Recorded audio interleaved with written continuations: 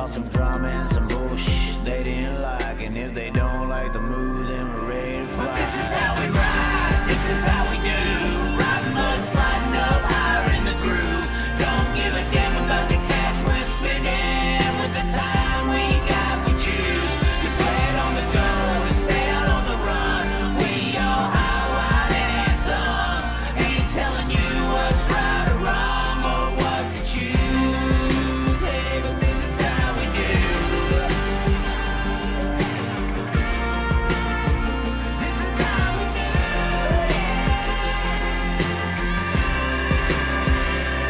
This is how we roll. This is how we do. It's not for everybody but the chosen few. And we pray, cause we know that they might not ever come back. But this is how we ride, this is how we do. Riding mud, sliding up higher in the groove. Don't give a damn about the cash we're spending. With the time we got, we choose to play it on the go, to stay out on the run. We all high, wild, and handsome. Ain't telling you what's right or wrong or what to choose. Hey, but this is how we do. This is how we do.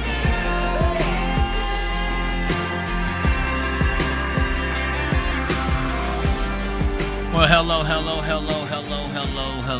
ladies and gentlemen. We are here today, and so is this hair bowl. Look at this. Look at the Cocker Spaniel go. Oh, hold on. Let's get this right. Got to make sure the KLR is. Man, I almost feel like I need to raise her up to get the little tippy tips of the hair. We are here today. We've obviously been talking today about the news. How could you not talk about the news today? And we put the video out earlier. We got some harsh responses from some very important people that I invited to call on in. I said, if you got an opinion and you're not scared and you don't hide behind your money, catch me online. How about that? You know what I'm saying? Hey, that's good. I like that. Catch me online. How about that? Bull. I'm going to make a shirt that says, catch me online. How about that? That's hilarious, actually. That is the most, Bud Light thing you could say. I'm just going to say, I haven't had many of these, but they are really good, man. I mean, and somebody already tried to compare in the comments on my video today, Kyle Larson to that David Mulvaney guy, the Bud Light person. I don't know why they tried to compare him. I mean, I think that we're going to have a caller call in, the person who said all these things. There we go. He tried to compare Kyle to that Daniel or David or the dude, the dude, sorry. Well, yeah. The dude who's out there acting like a woman who got sponsored by Bud Light. I am going to say, though, I did not choose to drink this based on that, but this is actually really good, really light, really crisp.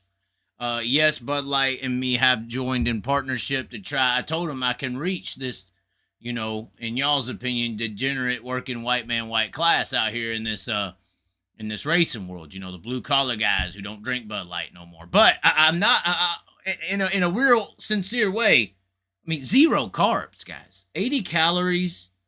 It's getting a little colder outside. Not really doing much outside activities. Only sticking to the MetaQuest boxing. The thrill of the fight. And I was worried that maybe I was putting on some weight because we've been losing it over the last month or so. And I've been drinking some of these Bud Lights, and when you drink beer, you should be worried that you're going to put on poundage or you're going to have to work twice as hard to get it off, one of the two. Stepped on the scale yesterday, I think it was. The poundages keep coming down. So, Bud Light next. As in, I can save you, Bud Light. Contact me. I can help you. But Kyle Larson is the savior of the world. I just got to reiterate this beautiful meme I made here. Look at Kyle's sincerity as Jesus and his disciples follow in this situation. This is beautiful. This is unbelievably beautiful artwork. And the end is near. I mean, when I was making this, I was halfway crying, laughing my ass off the entire damn time, because some people believe this stuff, you know, and it's kind of like fish in the water believing that they are the only thing that exists. And you're like this human looking at the fish run around, and you're like, wow, you really believe all that. But I like to fish for human people, so unlike the aliens, the reptilians who actually do that and eat people or auction off celebrities who have died, I'm not necessarily trying to do that right now. So we do have, once again, the calls is the deal. I've already given y'all my reaction, and look what it did to my hair. Now it's up for y'all to give your reaction. And we do have, earlier we went live on Facebook and YouTube, and we are live right now on Facebook and YouTube again. Yes, sir, D. And I know there's and before we get into this, I know there's a bunch of people who want to call in, call me a fucking idiot, you don't know what the fuck you're, maybe there's some rich promoter out there who just knows it all and tells people what to do, and he hears me, he's like, you're just so far behind, you don't even know, I could teach you something. Or they just want to call in and call me a fucking idiot live on Facebooks and YouTubes and try to embarrass me, although the embarrassment ritual is technically really good for your societal status in this world. The embarrassment ritual for Kyle was the whole N-word deal back in the day. How did that work out? Went from who's better, Christopher or Kyle, to greatest of all time, and Chris can't even race dirt. That's how these people operate. That's how this upper echelon of society, the people who live above the monetary lifestyle, the people who own the money, this is how they operate this world that we are within. It's the same thing as the Romans. I mean, they wrote books about it. I don't know why y'all people are confused with what I'm talking about right now. This is normal historical documentation on how the elites of the world work. Apocalypto, man. Apocalypto. They knew it was an eclipse. They knew it was an eclipse, killing 20,000 people a day. People don't care. I'm just saying. And it's time for you to just be saying too. We do have the let me get this up. Hold on, let me get this up. This is the Facebook chat. We have opened a sector for the Facebook chat. We need to align it. There we go.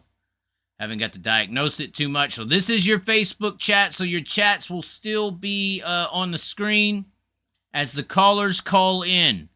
And this is your YouTube chat. We need to make sure this is operating properly. And there we go. There we go. Somebody just said these thumbnails are hilarious. Well, thank you. Thank you very much. Brian, all hell our savior, Brian Carter. Ooh, somebody coming in with the shots right off the get-go. This y'all's savior.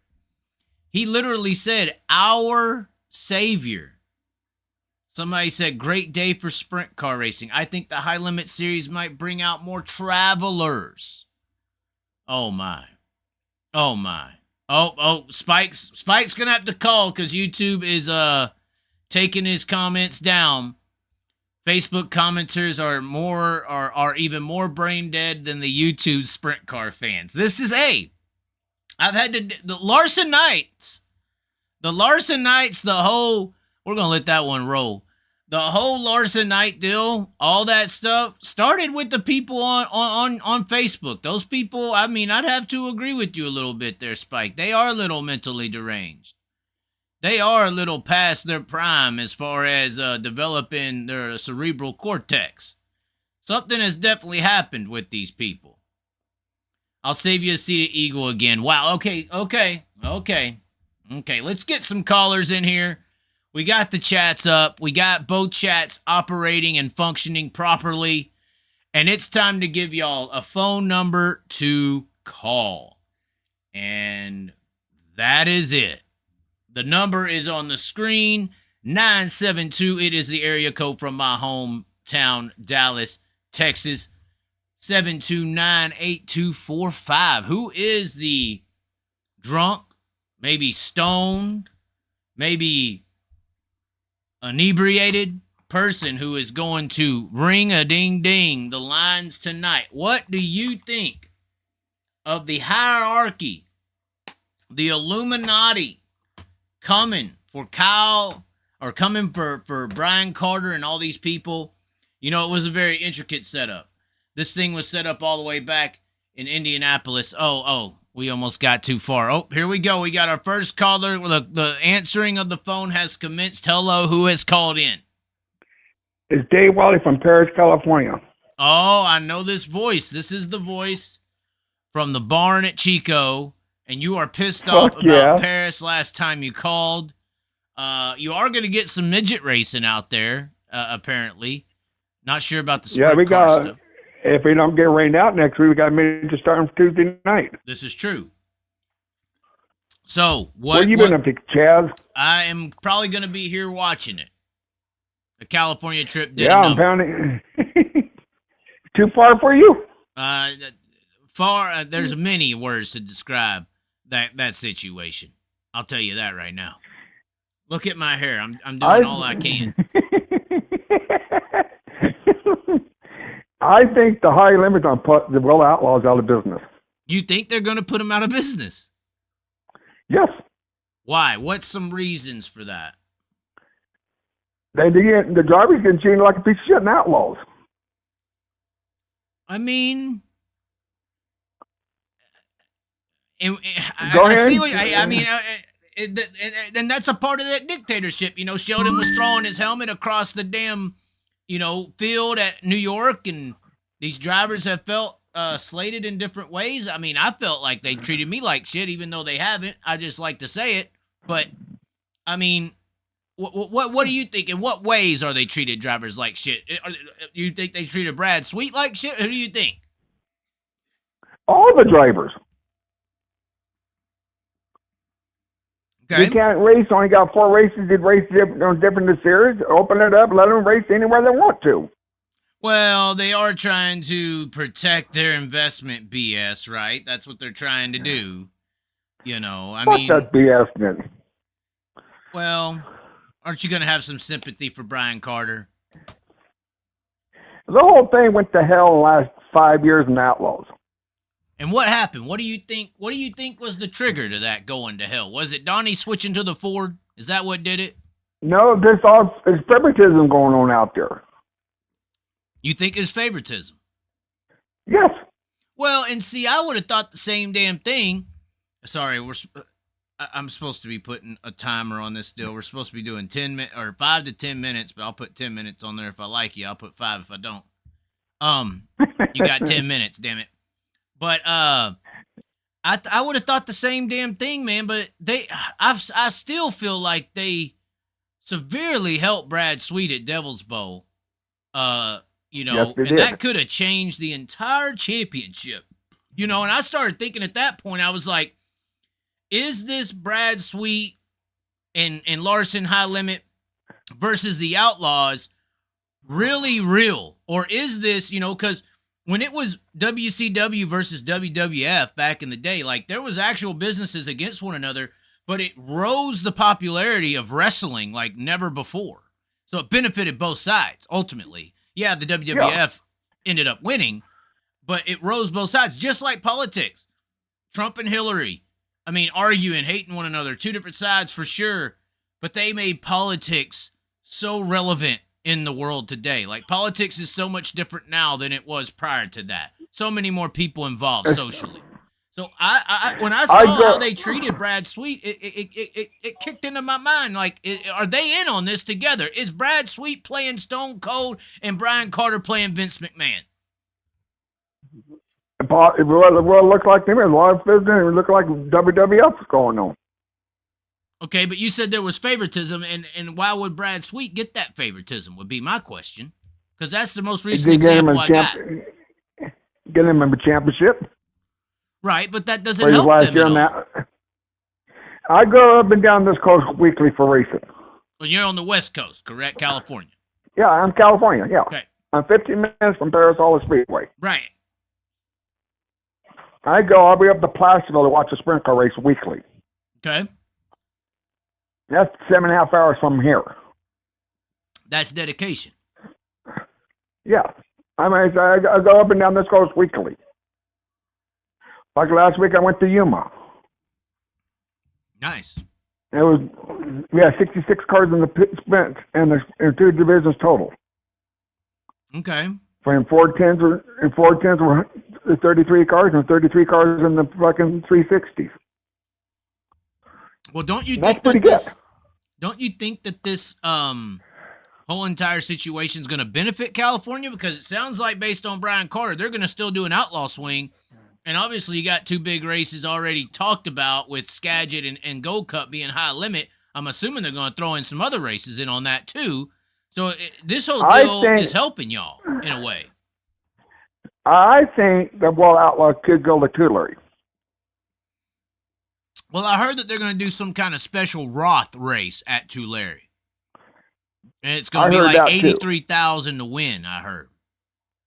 I heard something about that the other day. Yeah, it's and that's big. But you got to think about it. If they're going to do that, they're not just going to come for one race weekend. No. But they ain't going to go to Chico.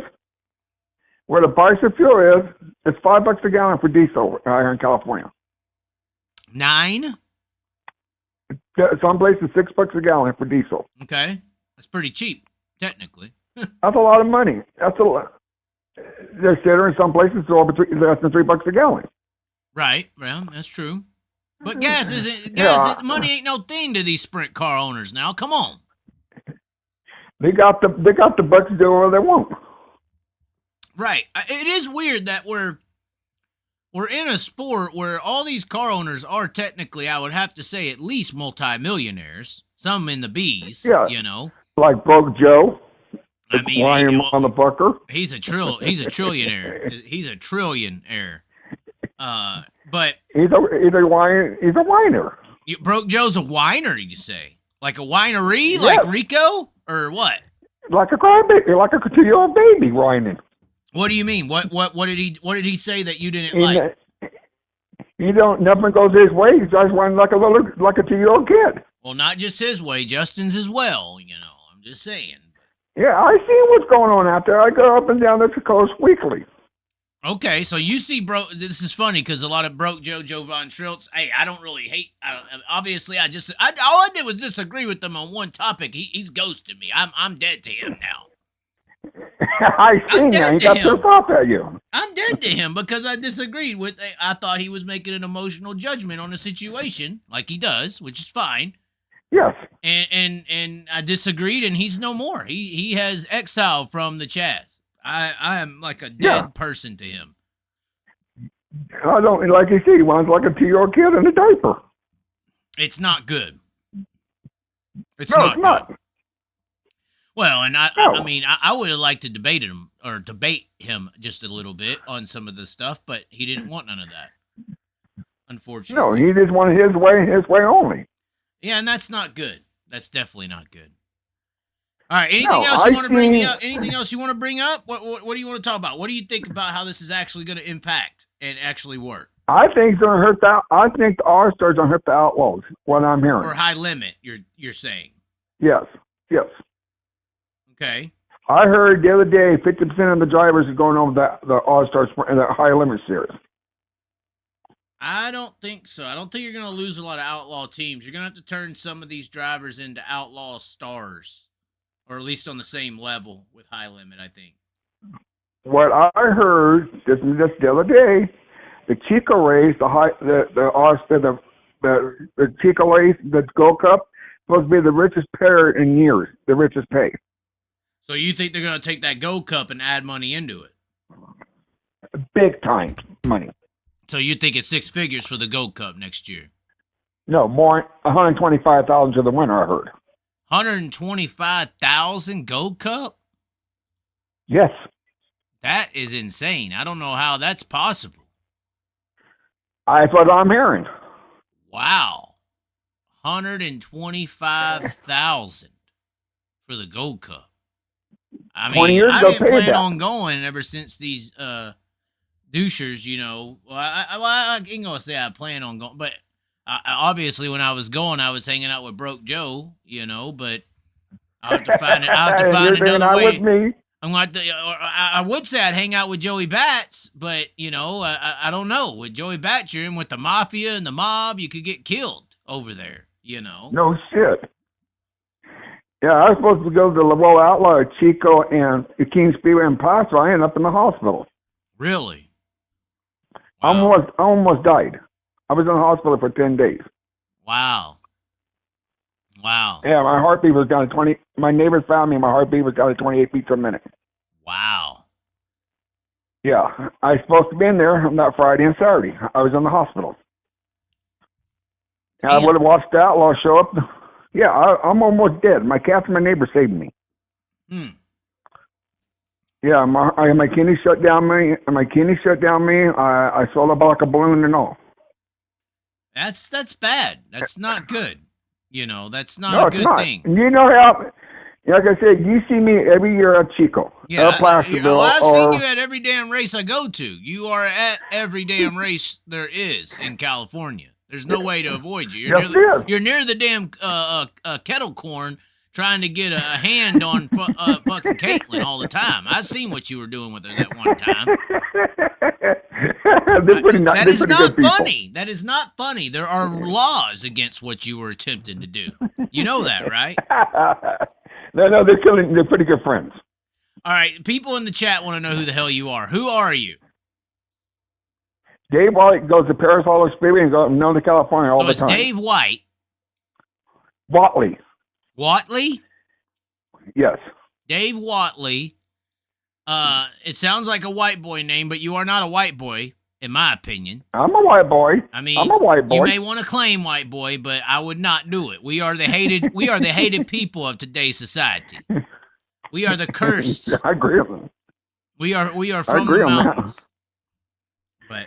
And like I said, I go to Placerville, I go to King Speedway, I go to Tulare, I go to Watsonville, and most of the time I go to Antioch or Placerville every weekend. And you will be at the USAC West Coast Swing? Yes, I will. Damn, you're making me think I should go. You really are. Only night I can't make it. It's Tuesday. I got a doctor's appointment at 4 o'clock in the afternoon. I can't make it. Wow. Well, there'll be some good races over there. I just hope that Jade Avedisian doesn't wreck everybody, because she's good at putting the right rear on people and not having no repercussion, I tell you.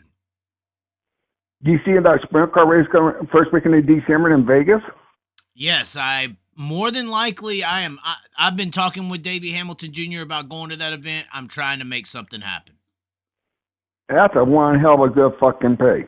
That is. And asphalt, sprint car, open wheel racing is entertaining, and I would like to see it make a revival. I don't care. $50,000 to the winner and $2,500 start the A main event. That's pretty goddamn good money. It is good. It is good. All right, the time is up, Dave. The time is up. We gotta have somebody else. All right, I'll talk to you, Chaz. All right, we'll see you at the track. I'll talk to you, buddy. All right, see you at the track. Bye-bye. Bye. That was Dave from Paris Auto Speedway, home of the $16 hot dogs and $75 pit passes on a weekly fucking basis. That's what's killing California. Tell you that shit right now. Facebook chat has not moved. Oh, never mind. We got some it's clicking. It's getting. Virgil is back. I'm bringing back the old crew. The old Facebook crew has returned. This could be epic, ladies and gentlemen. If we get back to how Facebook used to be with the 20,000 and the millions of views, this could be interesting. Chaz, are you coming to Australia for the Grand Annual Sprint Car Classic? Unfortunately, that is a very, very expensive trip. I was trying to save to make that trip, but Broke Joe convinced me that there was money to be made in sports cards, and I tried to make a significant investment into that. I am recouping my finances as we speak, and the amazing prices on flying over to Australia and New Zealand are slowly going away. Hopefully, somebody sees what I do, like these racers, they see them racing and they think they're doing a good job. They see me over here. I'm racing. This is my race. I'm racing right now, technically, in my professional media. They like what I do, and they'll sponsor me to come out, just like they sponsor the race car teams to come here, this and the other. Virgil says Skagit Speedway high limit race. I think that's going to transfer into a Hanford date. Love the guys up there, Virgil VRS up there. Jeremy Blue says, hey, Chaz, when you coming back to Wisconsin, like the tracks up here, like next year? I'm currently in Decorah, Iowa. Decorah, Iowa is not far from Wisconsin. I did see how Cedar Lake was doing some indoor motorcycle races. I also am not scared to go over there and watch that ice. I almost want to, if I don't go, here's what I'm going to say. If I don't go to Australia or New Zealand, one of the two, I am going to those damn ice lake sprint car races where they race sprint cars on the ice, the frozen lakes up there in Wisconsin and shit. I am coming to that. Leonardo, Donatello, Michelangelo, and Raphael says, are you coming for the Argentinian Midget Championship? I'm not against that, because I will say the one advantage to going to the South American regions, Leonardo, sorry, I like saying Leonardo. That's how I translate you. My translator says Leonardo, Donatello, Raphael. Maybe because you're from the Chilean mountains. Argentina's not very far. That's where the Nazis went. I got Germany in my blood. So maybe they're sending out some trans signals or trans signals, like my drink here, Bud Light, trans signals, to all of us who have the genetic bloodline, the tetanus, not the tetanus shot, but the tetanus gene. You need to go look up into this stuff. But regardless, it is cheaper. It's not cheaper to go to South America, but once you get to South America, it is very cheap. Oh my God, we have our second caller calling in right now. It is live. It is happening. Hello, you are. Well, you are on the damn Chaz. Who is calling in today? Hey, just call me Hippie. Hippie? Hippie. Hippie. Okay, Hippie. We got a hippie in the call. Yeah, I'm sorry. I can't pronounce words real good. I'm legally deaf. That's all right. That's basically the entire dirt track racing world. But yeah. go ahead, Lippe? Yeah, Hippie. Long hair. Hippie. I thought you were making fun of me and calling me Lippy. It's fine. I deal with it all the time. No. How are you doing? We are doing okay so far. How are you doing? What did you want to call in and talk about? Well, I wanted to talk about Dirt Track World Championship. Okay. So are you a late model guy then? Hold on, let's set this up. We were talking about high limit and all this stuff. Although the sprint car world is trying to emulate what high limit or the sprint car world is trying to emulate what late models have right now. They got jealous with XR and everything, making all this, and the late model guys making all this money. That's how all this started. I give all the credit to XR on breaking up the sprint car cartel, but all the sprint car people are trying to be like late model people right now. I don't know if you see that or not, but you're calling in over the Dirt Track World Championship, which was now at Eldora. It's kind of been moving to different tracks, and it's a late model event. So what did you want to talk about exactly? Well, one thing, I think that Lucky Dog guy just sucks. Oh, you're going back to the championship night, the Lucky Dog situation. Yeah, that's just bullcrap. Don't bring that stuff to the dirt track. Well, you had a damn chase in the dirt track. What are you going to do? Yeah, but my goodness, make him work for it. If you can't do it and unlap yourself like Jim Dunn did on the Dirt Track World Championship, so you got to work for it. Well, a lot of people were hoping that Ricky Thornton would have got that Lucky Dog over and over and over again. You're talking about the Hudson O'Neal situation, basically, I would assume. Yeah, I just didn't think that was right. Because they gave him his lap back, and he was actually second in line to get it, but Garrett Smith had already got a Lucky Dog, so they went to the next driver in line, and that's the only way he was able to get back and challenge for the championship. So you're upset about that. Well, I'm not upset about it. I just think it's going to run dirt track racing. We don't want to watch NASCAR on dirt. Well, we don't want to watch that, but I don't think that's ever going to happen. Our race car drivers and cars are too badass to put on that boring of a fucking show.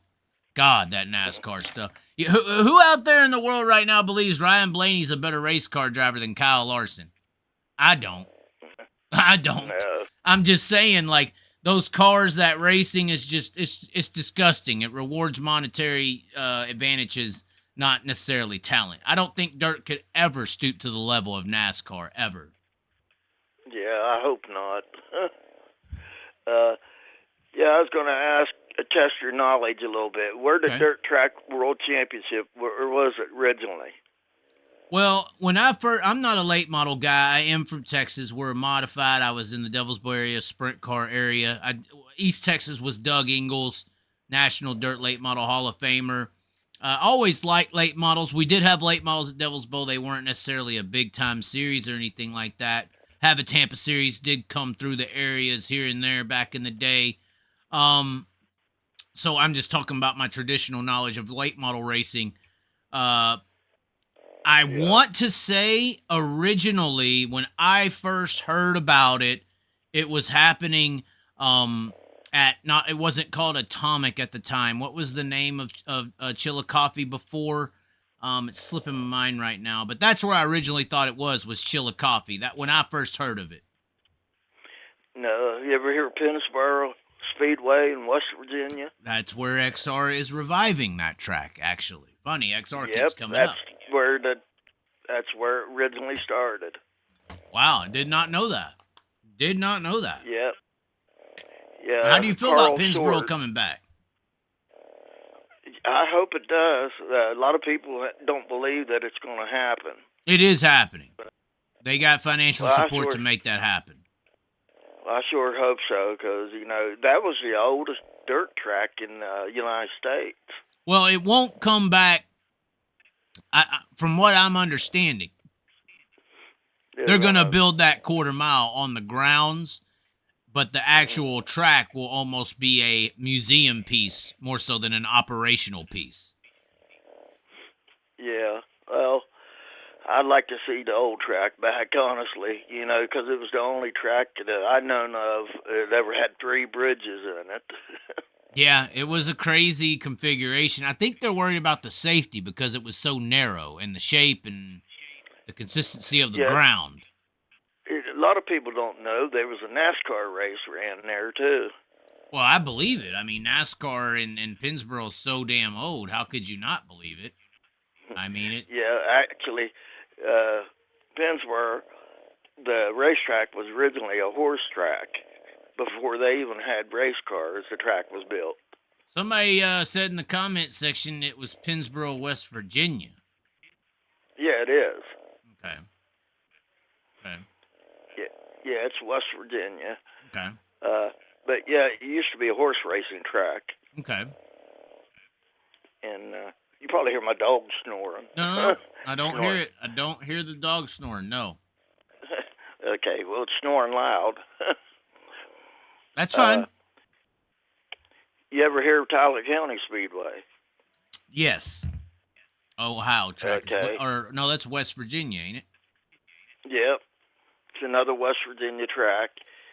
It's about 45 minutes away from Pennsboro Speedway, where they had their Track World Championship.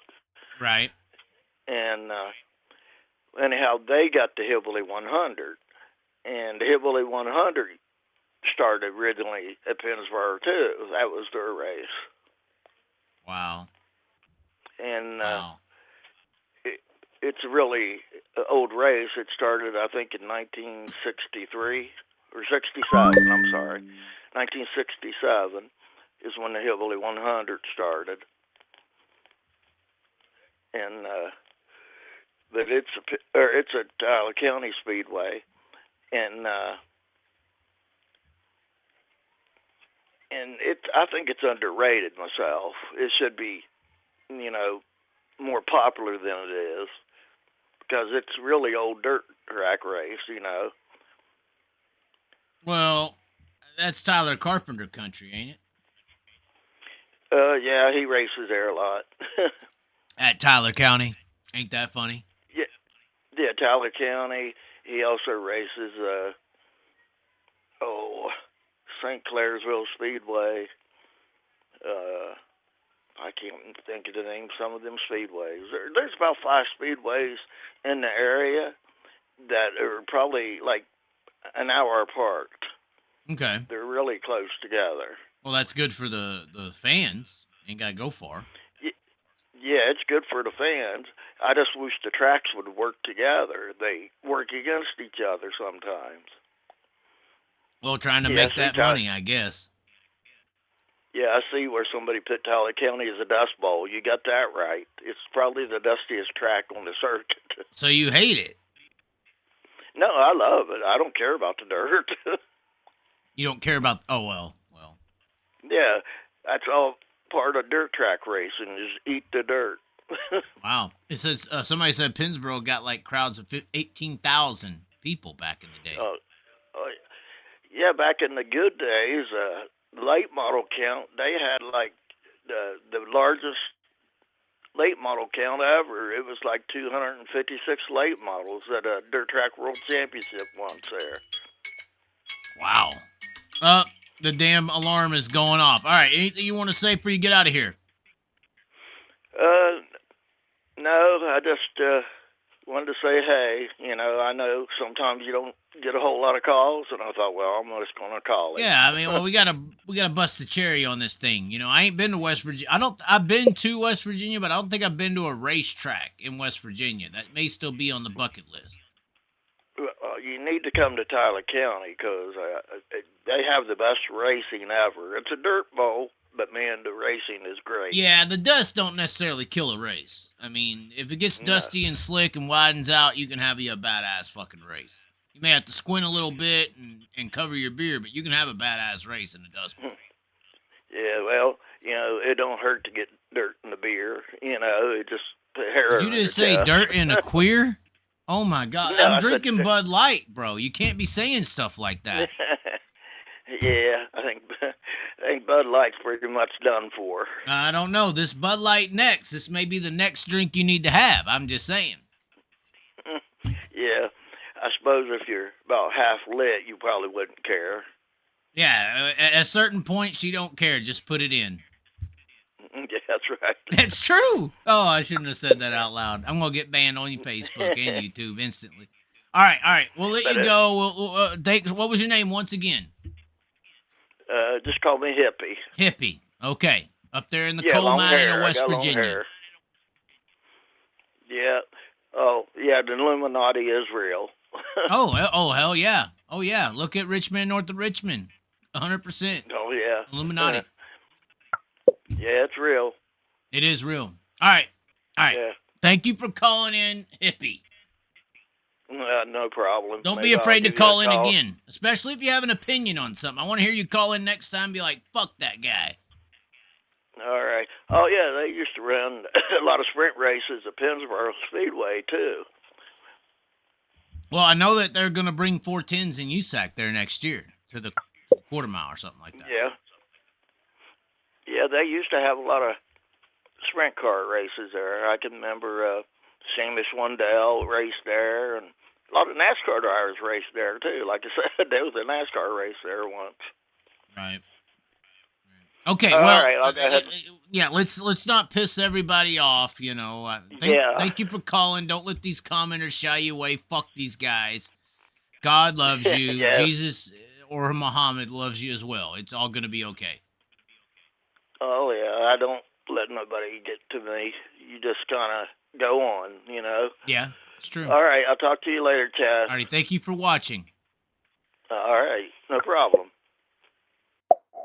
And that was Hippie from West Virginia. We have missed 8 calls from this number here. I don't know what we're about to hear. I don't know what's about to be said. Who is calling in? You called 9 times. You ain't 50 Cent. You ain't got a shot. What's up, Chaz? Oh, what's going on? Spike's gonna get going now. It's his arch enemy. You're Spike's arch enemy. We gotta send him his meds.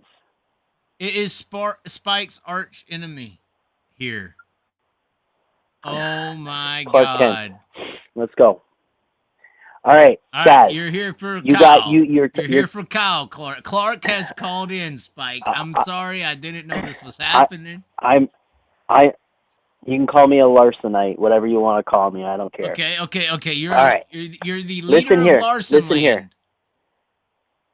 There we go. Yeah, let's do that. All right, listen to this, boys, ladies and gentlemen. All right, I want to hear in the chat, how many of you guys in the chat have a Dirt Vision subscription or Dirt Vision and Flow subscription? Let's hear it. Okay? You can't be talking like that. Yeah, here's the thing, okay? You can't be talking like that. You got Brian Carter. Those streaming numbers are sacred. Here, listen to this. Listen to this, Chaz. In the high limit release, they actually said over 11 races, they had 8.5 million views. Okay. On 11 races with high limit. Across all of their platforms, they said the reach just in those 11 races was 142 million. Okay? Okay. So at 8.5 million over 11 races, that's 772,000 viewers per race. Correct. For a high limit race. That's the average. That's the average. That's the average. That's the average. Okay, so let's do this. Let's do a little bit of math, right? Because all of these sprint car owners are millionaires and one might be a billionaire, right? So they're really smart people, right? They should be. So let's just say pie in the sky. 772,000 viewers obviously have a subscription to Flow Racing. I'm trying to get the numbers up. Hold on. They're calling you a liar in the chat. Hold on. Fake numbers, yeah. It's in the press numbers. release, guys. What the hell? So this is the number that he's talking about right here. And you can see got it. Yeah, I got that article. It's in. Oh, look at that. Oh, hold on. Let me blow it up because these people want to keep calling you a liar, I guess. Let's blow it up.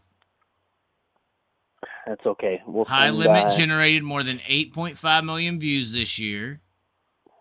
And just so you're in check, that 142 million views across all branded platforms is talking about Facebook, YouTube, all their little videos. Just letting you know right. that. And all I'm looking at is the 8.5 million views over 11 races. Okay. That's 772,000 people that viewed a race on average. Okay? Okay. So at $209.99, that's $162 million. Okay.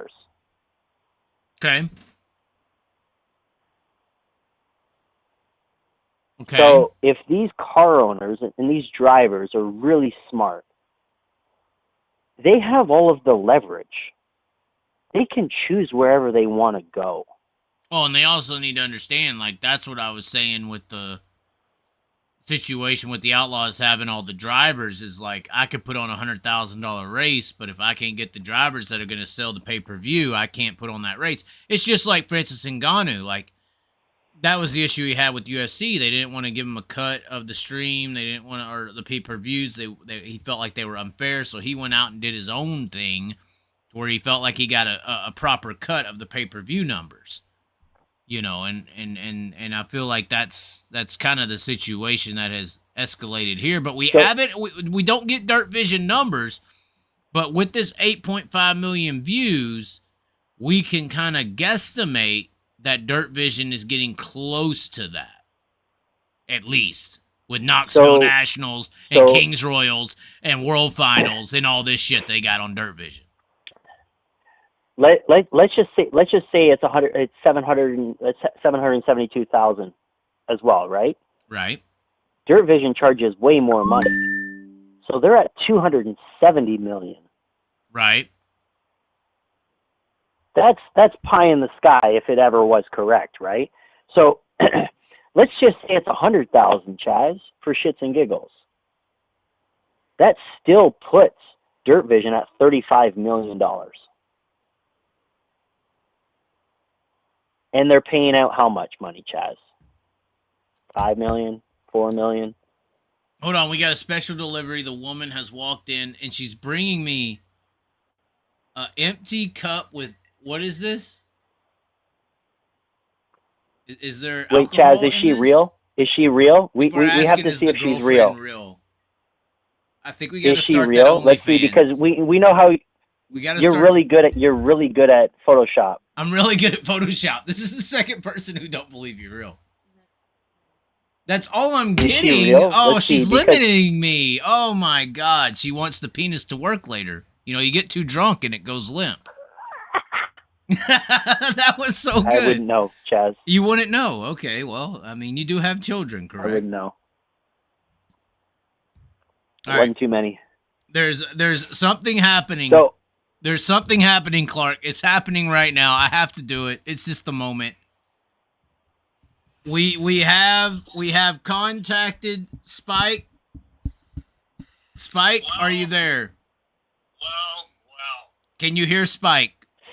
Spike, what's up, buddy? What's going on? He can't hear you. He can't hear you. I can't hear him. Hold on. We're going to try to wing it. Hold on. Let's see what happens. Can you hear him, Spike?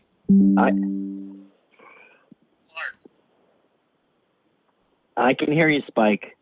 Loud and clear, 5x5. This is the worst day of my life. Can you hear him, Spike, or no? Why? I can hear him. Oh, no. This is the worst Why day is of it your the life. worst day of your life? It is on like Donkey Kong. We have Spike and Clark in the chat live on YouTube. Well, Clark, what do you got? So, Spike, what do you think? What do you think? What do you think? Do you think Flow Racing's bringing in over $100 million a year? What do you think?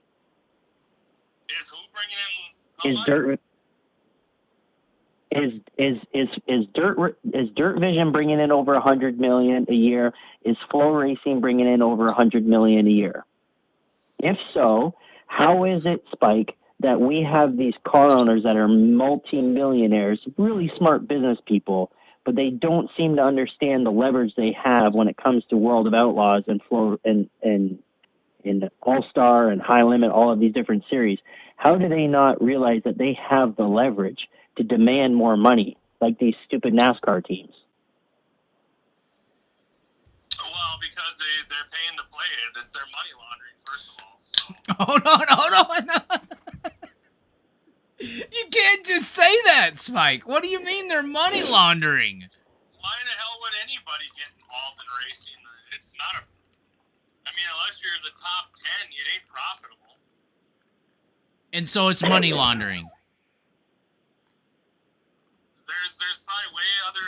You definitely have to be a fan of it to even want to be involved in it.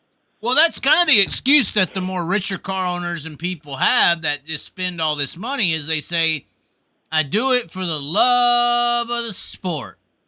And you're saying that is a smokescreen bullshit.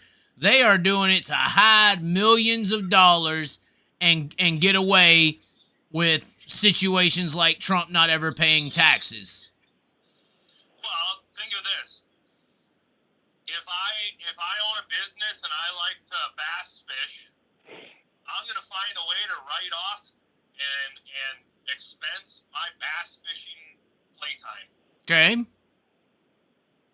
Is this any different? Well, then I can't be mad at them because if the way I've been operating my media and stuff, I write off my hotels and gas and everything. Well, right. I mean, that's normal. If a guy likes going to the strip clubs, he's going to write that off as a business entertainment. You know? Well, I guess the risk difference is different. You know, I have to make it work or I am broke, whereas they got it like a side liquidation assets, what you're saying. Yeah, and I mean, there's obviously some out there that are making money, but I mean, in the grand scheme of it all, you got to have a pretty large banner on that wing that's footing a lot of the bill.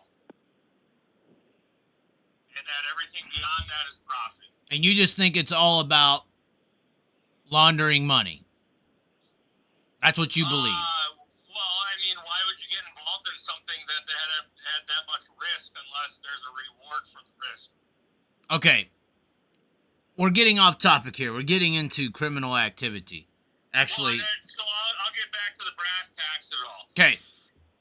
So the biggest bitch fest of the so let's rewind time, right? Last year, Tony Stewart All Stars releases their schedule.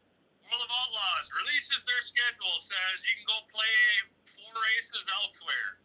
We're gonna give you all this toll money, all this bonus money, all this top 12 money. We're gonna have 5 races that are 6 figs or more, wherever the hell it was. And then Kyle says, I'm going to do 12 midweek shows. And everyone thought the world was going to change, and nothing happened. And now, this year, everyone acts like it is the most pivotal thing in history that Kyle is basically saying, hey, I'm announcing a national tour that used to be the All-Stars, but now I'm just calling it High Limits, but it's changing the world. How is that changing the world? Nothing's changed. No, that's not a fair statement. It's completely changed. First of all, it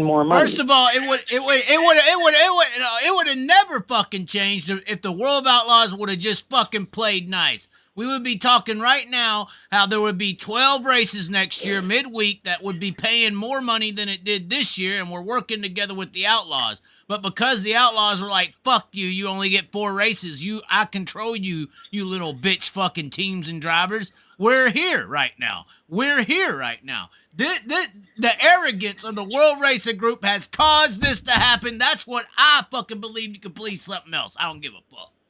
Well, hey, I'm Tom Brady, and I want to go play arena football, and I want to go play XFL. But that's not how it is, Spike. You can't, because you're an NFL football player. Spike.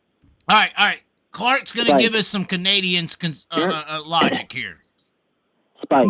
Dirt Vision. They have more than 100,000 subscribers. Would you agree? Who does? Dirt Vision. Dirt Vision. Dirt Vision has more than 100,000 subscribers. You agree? Definitely. It remind me to get back to my point before the Chaz here went off on his how everyone needs to be communist. What? How dare you? Everyone needs to just, cuddle each other and fuck each other over and act like it's okay. What? Anyways. Yeah. You need it anyways. If Kyle does fuckery, it's wrong. It's okay, but if WRG says, hey, we need to set some boundaries here, it's like, hey, you can talk to girls at work, but I don't want you going to the strip clubs and fucking other women, right? There's like boundaries where someone's gonna put something on there, right? If you're considering these people as your property, you disgusting fucking pig. Once again, what property is giving you $90,000 fucking dollars to show up?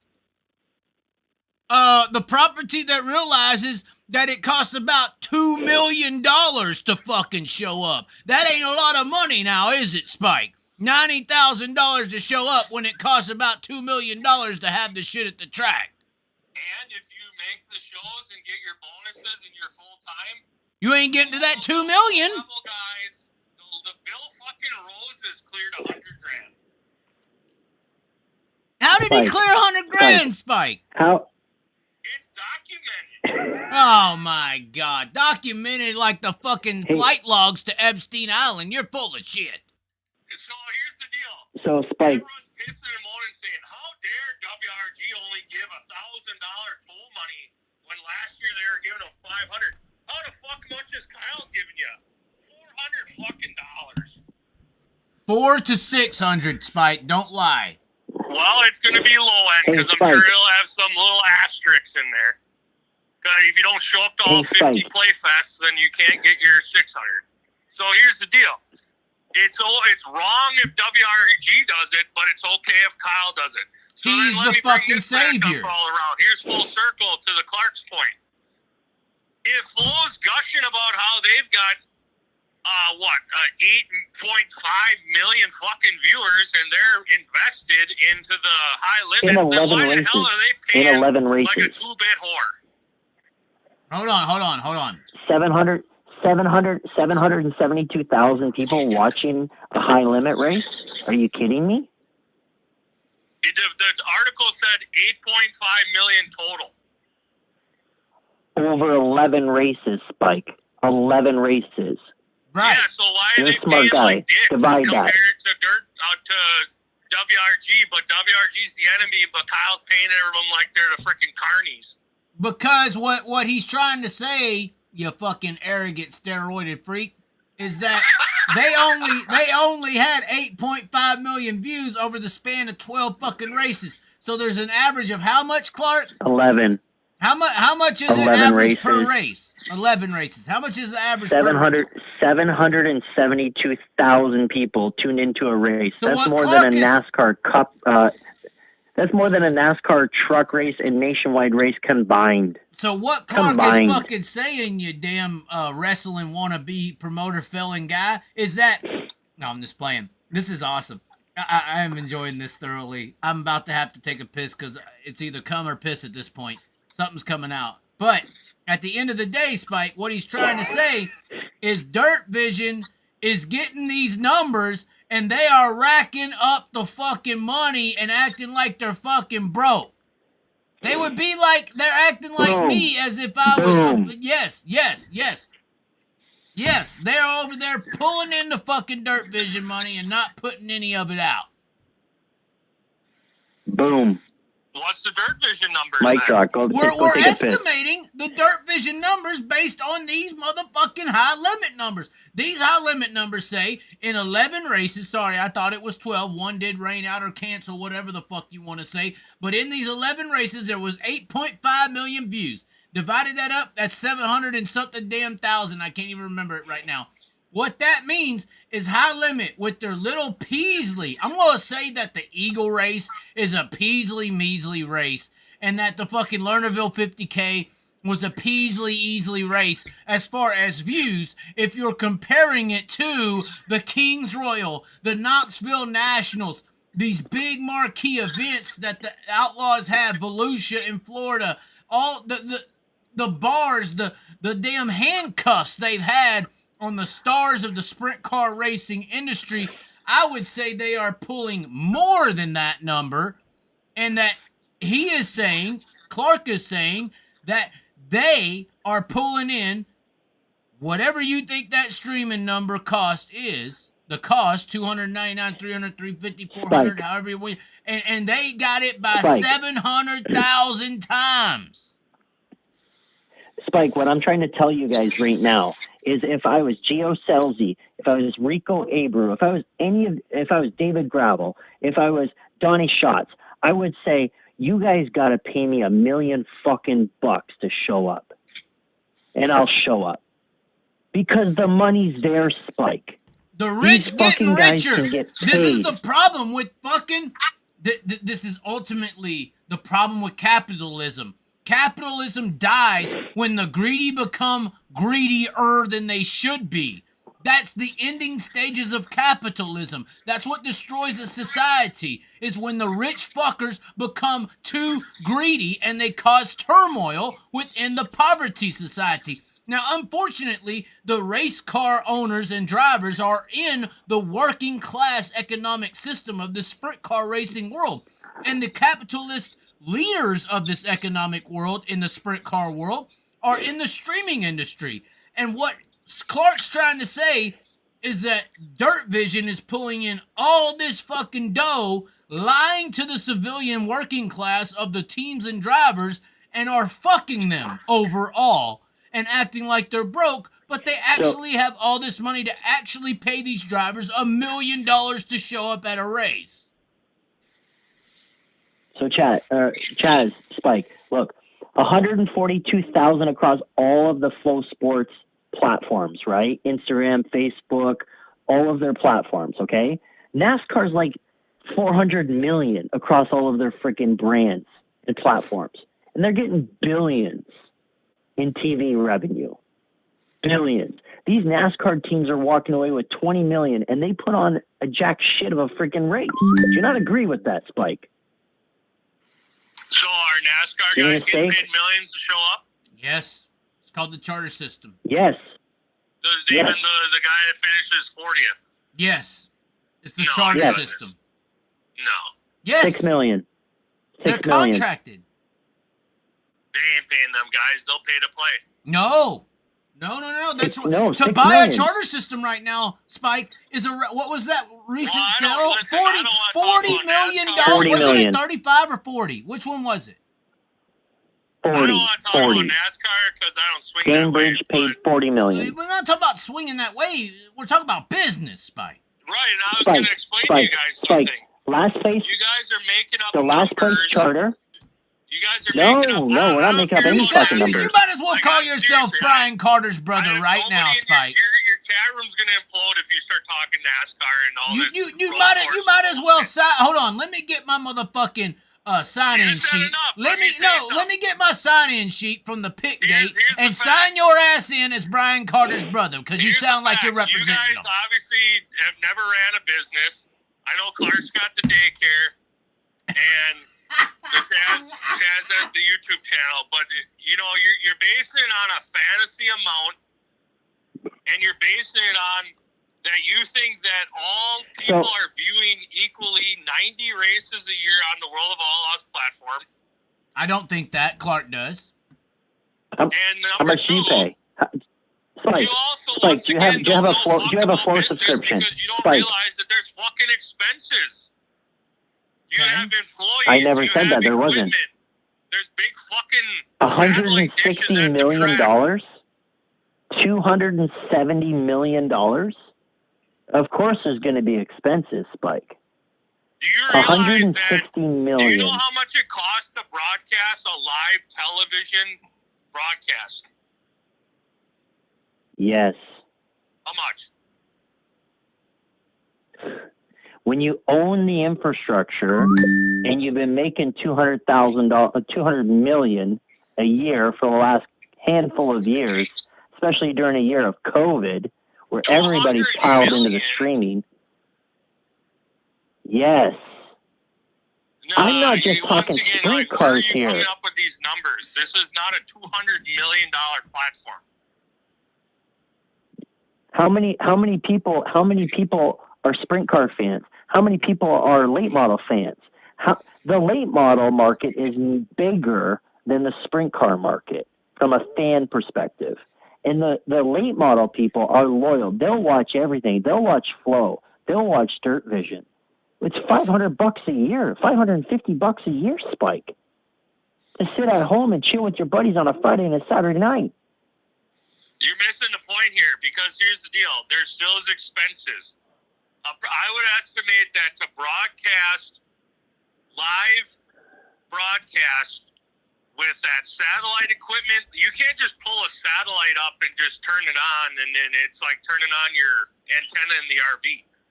You have to have a lot of permissions and a lot of things. There's a lot of expenses at a track. There's a lot of things involved. There's employees. There's a home base. It's $10,000 a year for a license. Live is at least $200,000 to broadcast a race. At least each broadcast. Okay, so if it's $200,000 a broadcast, easily, and they're running about 100 races a year.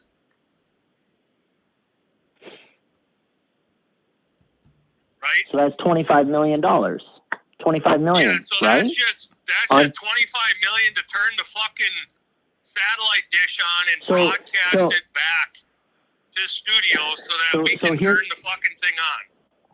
So now, what are you saying that they're making a year? $200 million? It can be. It's anywhere between $35 million and $270 million. Okay, so we'll do low end to start. So we just estimated $25 million just to turn the fucking satellite on and broadcast it. So we're left at $10 million. No, that was your number. Well, I'm just giving you a low end here. So now we're left at $10 million. We haven't paid anybody yet. We haven't paid the drivers.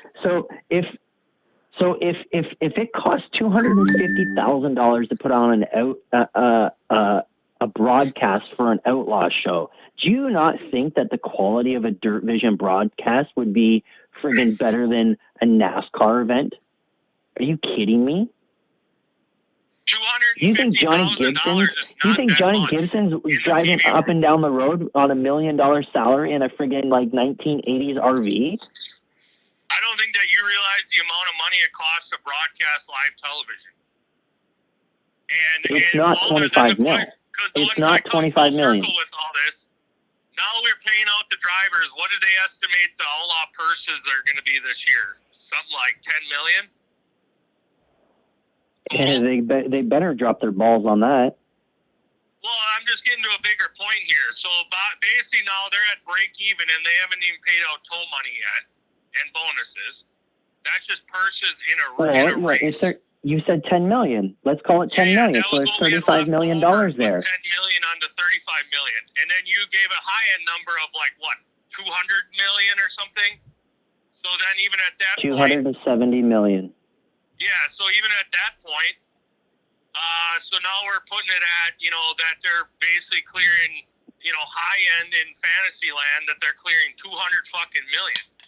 And then I guess, Spike, they don't get any money from, NOS energy drink. That's just free. Well, I'm still getting to the bigger picture here. Y'all can just calm down and listen to the big picture here. Yeah, you're the big picture. We get it. Your ego runs the world. Continue. So Spike, so you're telling me, explain to small-minded people that shit costs money, and that this isn't charter system. There's still 170 million left, Spike.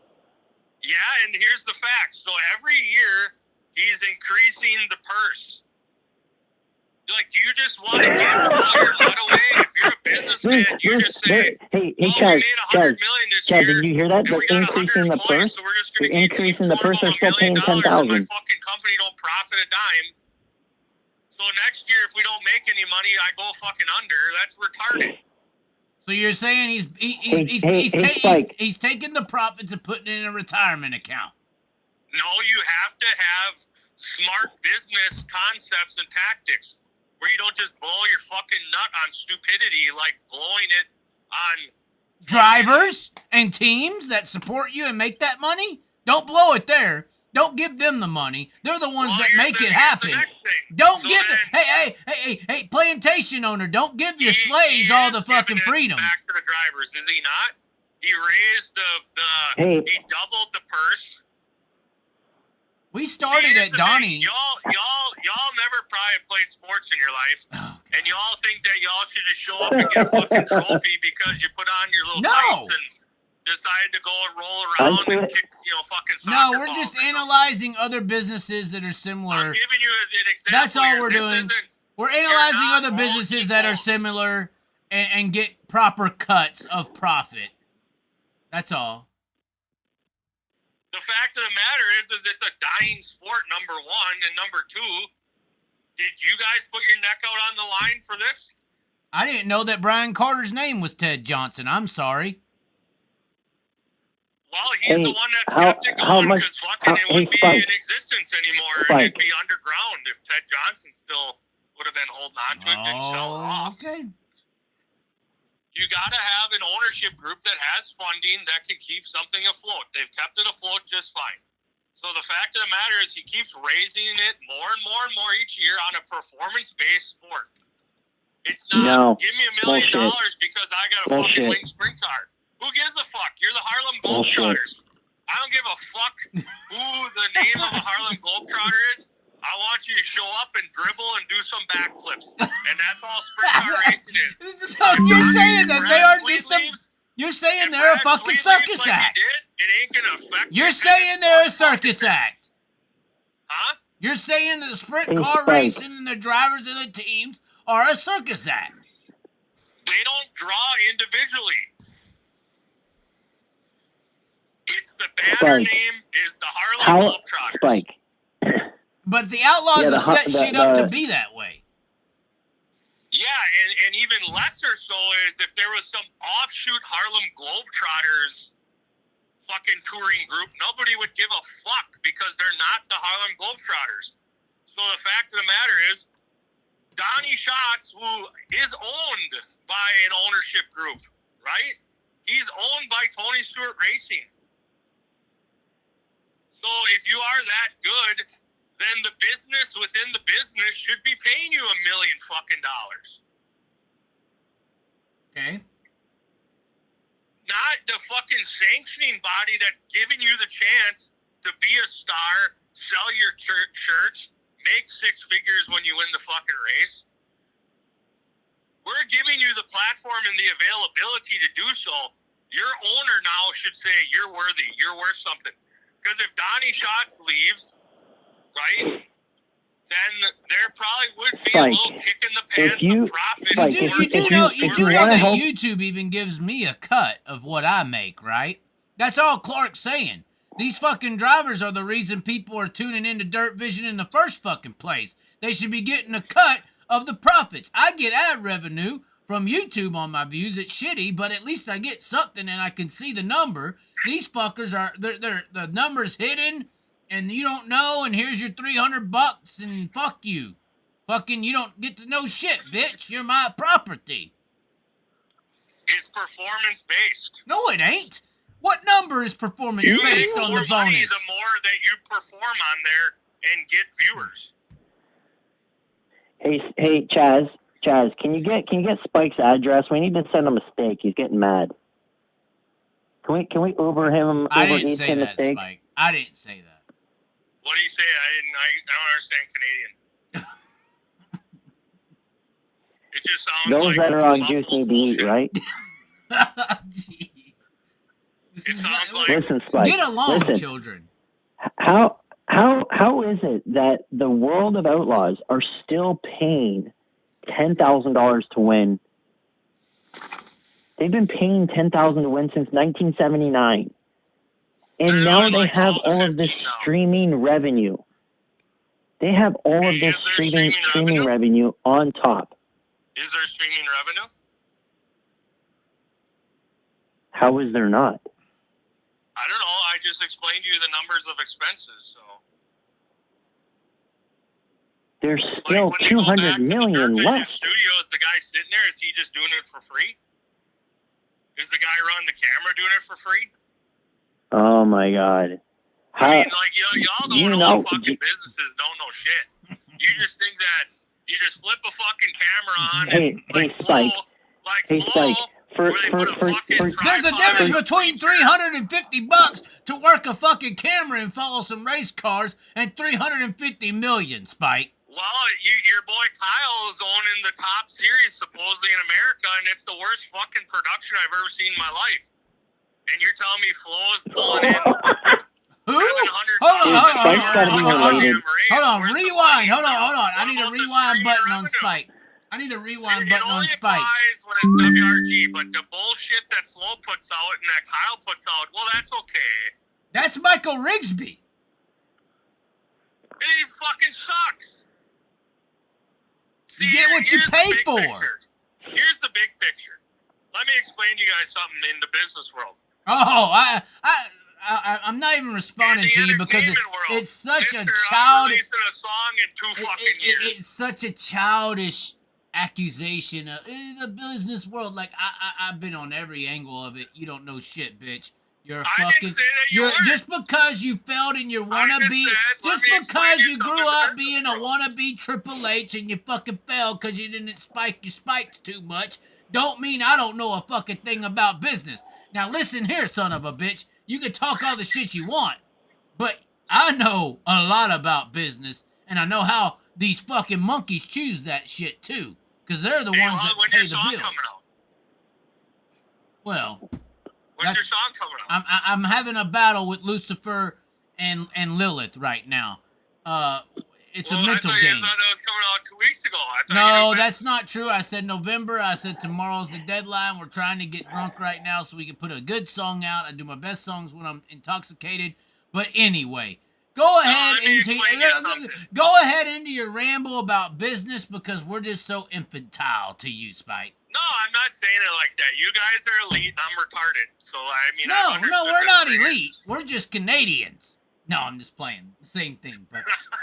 I mean, I don't know everything, but it's kind of funny that everything I bring up on a chat or on a conversation call, a month or two later, you talk to these guys in the sport, and they say the exact same damn thing I'm saying. Well, I've been doing the same thing for 6 years. What do you want to say, Clark? No, so this wasn't my point, though. Here's my point, quick. All right, Clark, your point. Put your point out there. Which point is this? Okay, WRG and Flo and Kyle and everybody wants to take it to the next level, right? Right. That's what they say. And we would love that too, right? I think that Brad Sweet's the only one who actually wants to do it, but continue. And my big thing is, number one, they're doing absolutely nothing to expose it to the non-paywall audience. They're not getting it on over-the-air television. They're not They're pushing not getting it in any format where anyone that would want to even give a fuck to tune in. Right. Whether it needs to be a Netflix series or a goddamn Peacock series or a Hulu series or I don't know what the fuck, or a YouTube Do series us or just something. something. Do us something. But they're doing nothing. Go ahead. And number two, here was my explanation before you got triggered and had a spaz attack. Fuck The you. fact of the matter is, the Las Vegas Golden Knights hockey. Oh, Okay, God. now listen. I get it. You're sprint car fans. They only jerk off to 5'3" race car drivers. WNBA is bigger in Vegas than the fucking Knights. But I want to get to a point here. Here's the point. It's fucking hockey, right? Which is about as boring as fucking NASCAR. And a hockey fucking player would probably get more autographs than a NASCAR driver in today's world. But here's the facts.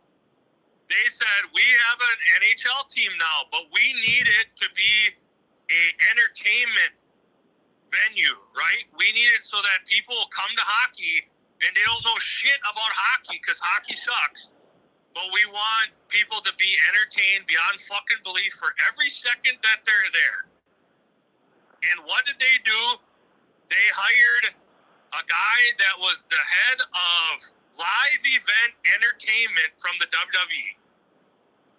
And that guy is the guy that makes it so fucking entertaining when you're at a Golden Knights hockey event that the whole time you're entertained. And even if you could give a fuck about hockey, you're like, this was a great fucking show. I already know what you're fucking talking about. They do the same thing with PBR and the fucking rodeo clown. The clown just talks shit the whole time. Here's the facts. You want to take racing to the next level? Well, what in the fuck did they do at the World Finals? You had goddamn people coming into the infield and doing elbows, knees, head, fucking sliver, goddamn, what were they doing? You know, the hokey pokey dances and shit to kill time? Live on WRG, right? And then Flo. They do the tough score of 50 and it's 6 fucking hours for one class. Okay, so you're going to bring someone new into watching this, and there's no entertainment value other than when a car is moving. And you're going to kill me with 60 minutes or more of dead time. The fact is if they want to get next level, either one of these organizations, I don't give a fuck if they're pocketing $200 million or not. The fact of the matter is, if I'm new and I come to this and I'm bored out of my fucking gourd, but only for maybe a total of, 45 minutes there was entertainment and the other 3 to 6 hours was bullshit, I'm going to be not coming back again. I will watch the 5-minute highlight on YouTube. They're taking advantage of the on-track product. The on-track product of dirt racing is very, very good. And, they hold it hostage. It's like a girl who knows she can fuck really well. She's going to hold it off and not give it to you for so long, and then when you get it, it's better than you ever thought it could ever be. Right, but imagine if she held you hostage and danced around naked for 6 hours. That's what they're doing, yes. And then gave you 10 minutes of fucking amazing sex. That's what they do. And it ain't even got to be that. You know what you'd say? You'd go, you know what? I'm probably going to just go with the average chick. Because this 6 fucking hours of bullshit and teasing me was not worth the 10 minutes. Well, that's what Spike would say. Well, that's what a fan of entertainment Spike was going to say, not a race car fan, because they'll sit there and suffer all fucking day because they have nothing in their life besides it. Okay. Clark wants to say something. Spike. Yes, sir. Spike, here's a stupid question. If these guys are if World Racing Group's making $1 billion, how would you feel if these guys are racing for a pot of $6 million? For $50 million?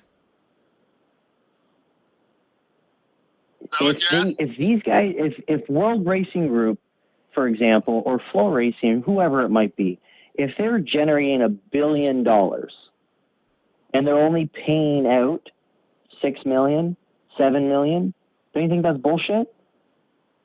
No wonder we can't have sprint car stars. WWE is $1 billion industry. He's just giving. What I'm trying to say to you is, well, no, but you're telling me if they made $1 billion, they're only paying out $10 million or something. If they're only paying, okay, so here's the thing. If they're only paying 2% to the people actually making the money, is that fair? I don't think that's accurate. How much do you pay your sales reps? Would I come and work for you for a measly 2%? Fuck no. If you're not gonna pay me at least 7 to 15%, or just straight 30% commission, which all of these sprint car drivers are straight commission, they should be being paid 30% of the total revenue. And that's why Dirt Vision don't tell them. That's why Dirt Vision don't tell them fucking teams and drivers what their numbers are, because they would be realizing real quick that they're getting fucked. Well, wait, what was your numbers? You said that's it was what we're $1 billion saying here, company Spike. and they were only paying out $10 million? Right? Spike, why is it that in this high limit release, why did Spike? Holy shit. So it's the same difference. So obviously the WWE wrestlers are getting fucked too. No shit. They get it. They at least get paid in fucking fame. They ain't just some nobody dirt track racer. Well, and that's what I just explained to you is how are they going to take it to the next level? And they where don't. These guys are the big time. They don't. Here's the deal. These series, even NASCAR themselves, they do not want the players of the game to become bigger than the brand. The Outlaws learned this with Steve Kinser and Sammy.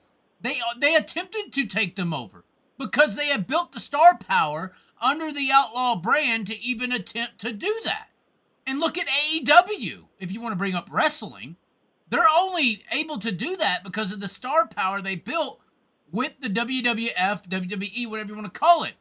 But that's the problem. These businessmen have learned that if we let any of these guys working for us become bigger than us, we can lose leverage. So they don't want to promote the sprint car drivers, because if they make the drivers bigger than the brand, they will lose leverage and power, and these are greedy businessmen that don't ever want to do that. So they don't promote the sport. They don't push the drivers out there on a billboard. You don't see a parade in the downtown of Syracuse, New York when they go and do their swing, or in Harrisburg, PA, or in Dallas, Texas, or anywhere, any popular area. You don't see them promoting their drivers, because if the drivers become too big, they become a threat, just as Kyle Larson and Brad Sweet have become. They're not a threat. But you're right. They're not on the same level as the Sammy and Steve. Larson might be close, but this is systematic. The Outlaws are not promoting their drivers because they don't want them to be bigger than the brand. That's the point. It doesn't matter. But look, hold on, Spike, let me make a point. Spike, let me make a point. Think about it. All they talk about is the Outlaw brand. The Outlaw brand. I made a decent video today. Your brand ain't fucking shit compared to a Doug the motherfucking Pug. Your brand ain't shit in the real world. As long as the Outlaws can keep this racing industry in this small little dirt track world that don't mean much of fucking shit, then they're a big deal, because in this small little dirt track world, the World Outlaw brand has some kind of clout, has some kind of notoriety. when you try to project that or bring it out into society and you try to place your brand against other brands or project it, you have no fucking leverage. You are a nobody. The World of Outlaw brand is fucking nothing in the real world. And the only way you would be able to promote that brand is with the drivers and stars that you have on your roster, and they don't want the drivers or stars to be bigger than them. So they segregate it with the promotional aspect within the dirt track world and keep it in that bubble where they have leverage. This is business. That's how it works. That's what I was saying. So, Spike, listen here. Spike, you're not a NASCAR fan, right? Not a NASCAR fan? I used to be when I was a kid, but now, I mean, it's go-karts, so. Okay, Spike, what do you think in 2022 was the average viewership for a NASCAR race? Average viewership over 36 races, including the Daytona 500. In 2022, what was the average viewership per race? I think that they're hovering between 1 and 2 million. It's 3.7 million is what they say it is, right? Okay. Let's just say you go with that 1 to 2 million, right? In 11 races, High Limit averaged 772,000 viewers. Right. What I'm trying to say here. No. The streaming views. What I'm trying to that's just streaming views. Over all their platforms is a way higher number. Over all their platforms, 142 million. What I'm trying to say here, Spike, is that they are bringing value to the teams so that they can go to their sponsors, so we can have more Corey days, so we can have more, Sheldon Haudenschild. Maybe Sheldon Haudenschild can buy more engines, right? By Dirt Vision not giving out these numbers, it's impossible for them to have more than 9 cars follow the tour, Spike, is what I'm trying to say. It's impossible for them to sell sponsorship because it costs $1 million, and no one's going to write $1 million check not knowing what the viewership numbers are and the ad revenue that they're going to get, is what I'm trying to say.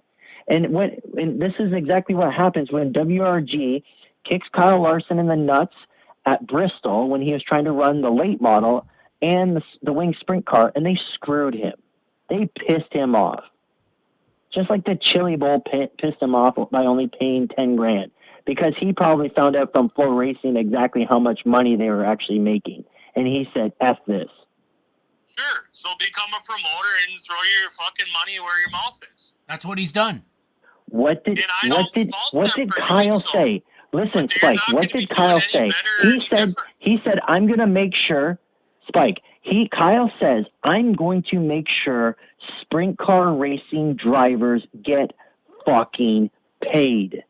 The late model guys are getting fucking paid and hosed like a little, $2, $3, you know what. Don't want to get him kicked off Facebook. The purses are going up and the toll money the money is there. Bonuses. Yes. It's only because they're being forced to, Spike. If it's not for Kyle Larson, it would be status quo. Right, you're right. No, that's true, Spike. The only reason I don't give a fuck what they say, they are raising their toes and all this shit and promoting 4 races over $100,000. Oh my God, even though we already fucking know 3 of them. They're only doing that because they're trying to combat this threat. It's an open market now. All it is it's ego. We're still going to pay the most. Well, all of it's based in ego. No, but they're trying to combat this challenge. They're being challenged now with an actual threat. This is what happens in a free market. The thing is, the World Outlaw Sprint Car Series hasn't had to deal with a free market because they've owned them. Now, here's the fucking... hold on. I want to spin on what Clark just fucking said. Because he just basically said, without providing these numbers, you can't go and shop sponsorship. You can't go out there and try to make it on your own without those numbers to be able to get proper sponsorship, you technically can't do that. The NASCAR teams get TV numbers so they can go out and shop that to potential sponsors.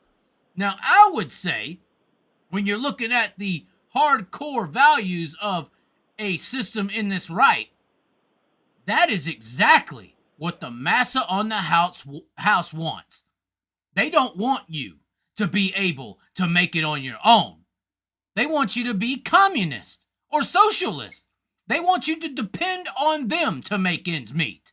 They want you to depend on the bonuses. They want you to depend on the tow money. They want you to depend on that championship point fund. They don't want you to be able to go out there and figure out how to make it on your own, because that's when they can't control you. And control is the goal, no matter if we're talking about money, taxes, whatever. It's all about controlling your decisions in life. So, what Clark is saying, and honestly, this just clicked in my head, when he explained how the Dirt Vision won't give them the numbers to be able to succeed on their own and get sponsors and all that, it clicks in my head like, well, fuck. That's exactly why they're not showing numbers. They don't want their teams to be able to make it on their own. They want them to be dependent. They want it to be a system where that the drivers and the teams have to feed off of their fucking plates. Because if they can always keep that as reality, then they never have to worry about losing their slaves that go out in that field and yield the crops known as streaming numbers. Well, and I'll go one further. Let's say Dirt Vision and Flow and all of them were transparent and gave them a 100-page report on which they have not done. Which they have not done. Back to hypotheticals and fantasy land that you accuse me and Clark of. You're doing it right now. I'm just saying. Here's the facts. Let me give you some facts here. Okay, we'll start off with the fact, because all this give them numbers and all that shit ain't no fact. Here's the reality of it. Okay, Take 5 Oil Change was a headline sponsor for Logan Schuchart this year, right? Right. And Logan wins a race and says, I just want to thank my sponsors, Dryden and this and that, and Take 5 Oil. It's not fucking Take 5 Oil. It's Take 5 Oil Change. It's an oil change center. It's not a fucking oil maker. So you want, I'm a driver and I need sponsors. We're going to do so much for you, but I don't even know what the fuck my product that I'm pitching is. And you're reaching, Spike. That is reaching beyond belief. Because when I hear Take 5 Oil, hold on. When I say I want to fucking know what your sponsor is. Number 2,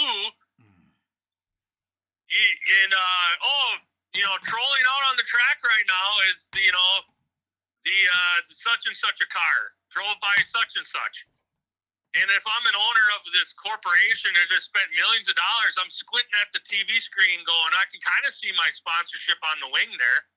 So what I'm saying is, unless the fucker's in victory lane or Rex, you ain't seeing it. So what is the broadcast, the Dirt Vision doing?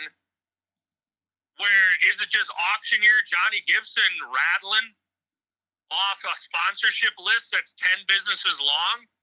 Or should the Dirt Vision be running commercials where all the top full-timers, all their headline sponsors have ads running throughout the broadcast? That's valuable. Okay. Because, quite frankly, my business name on a fin don't mean fucking shit.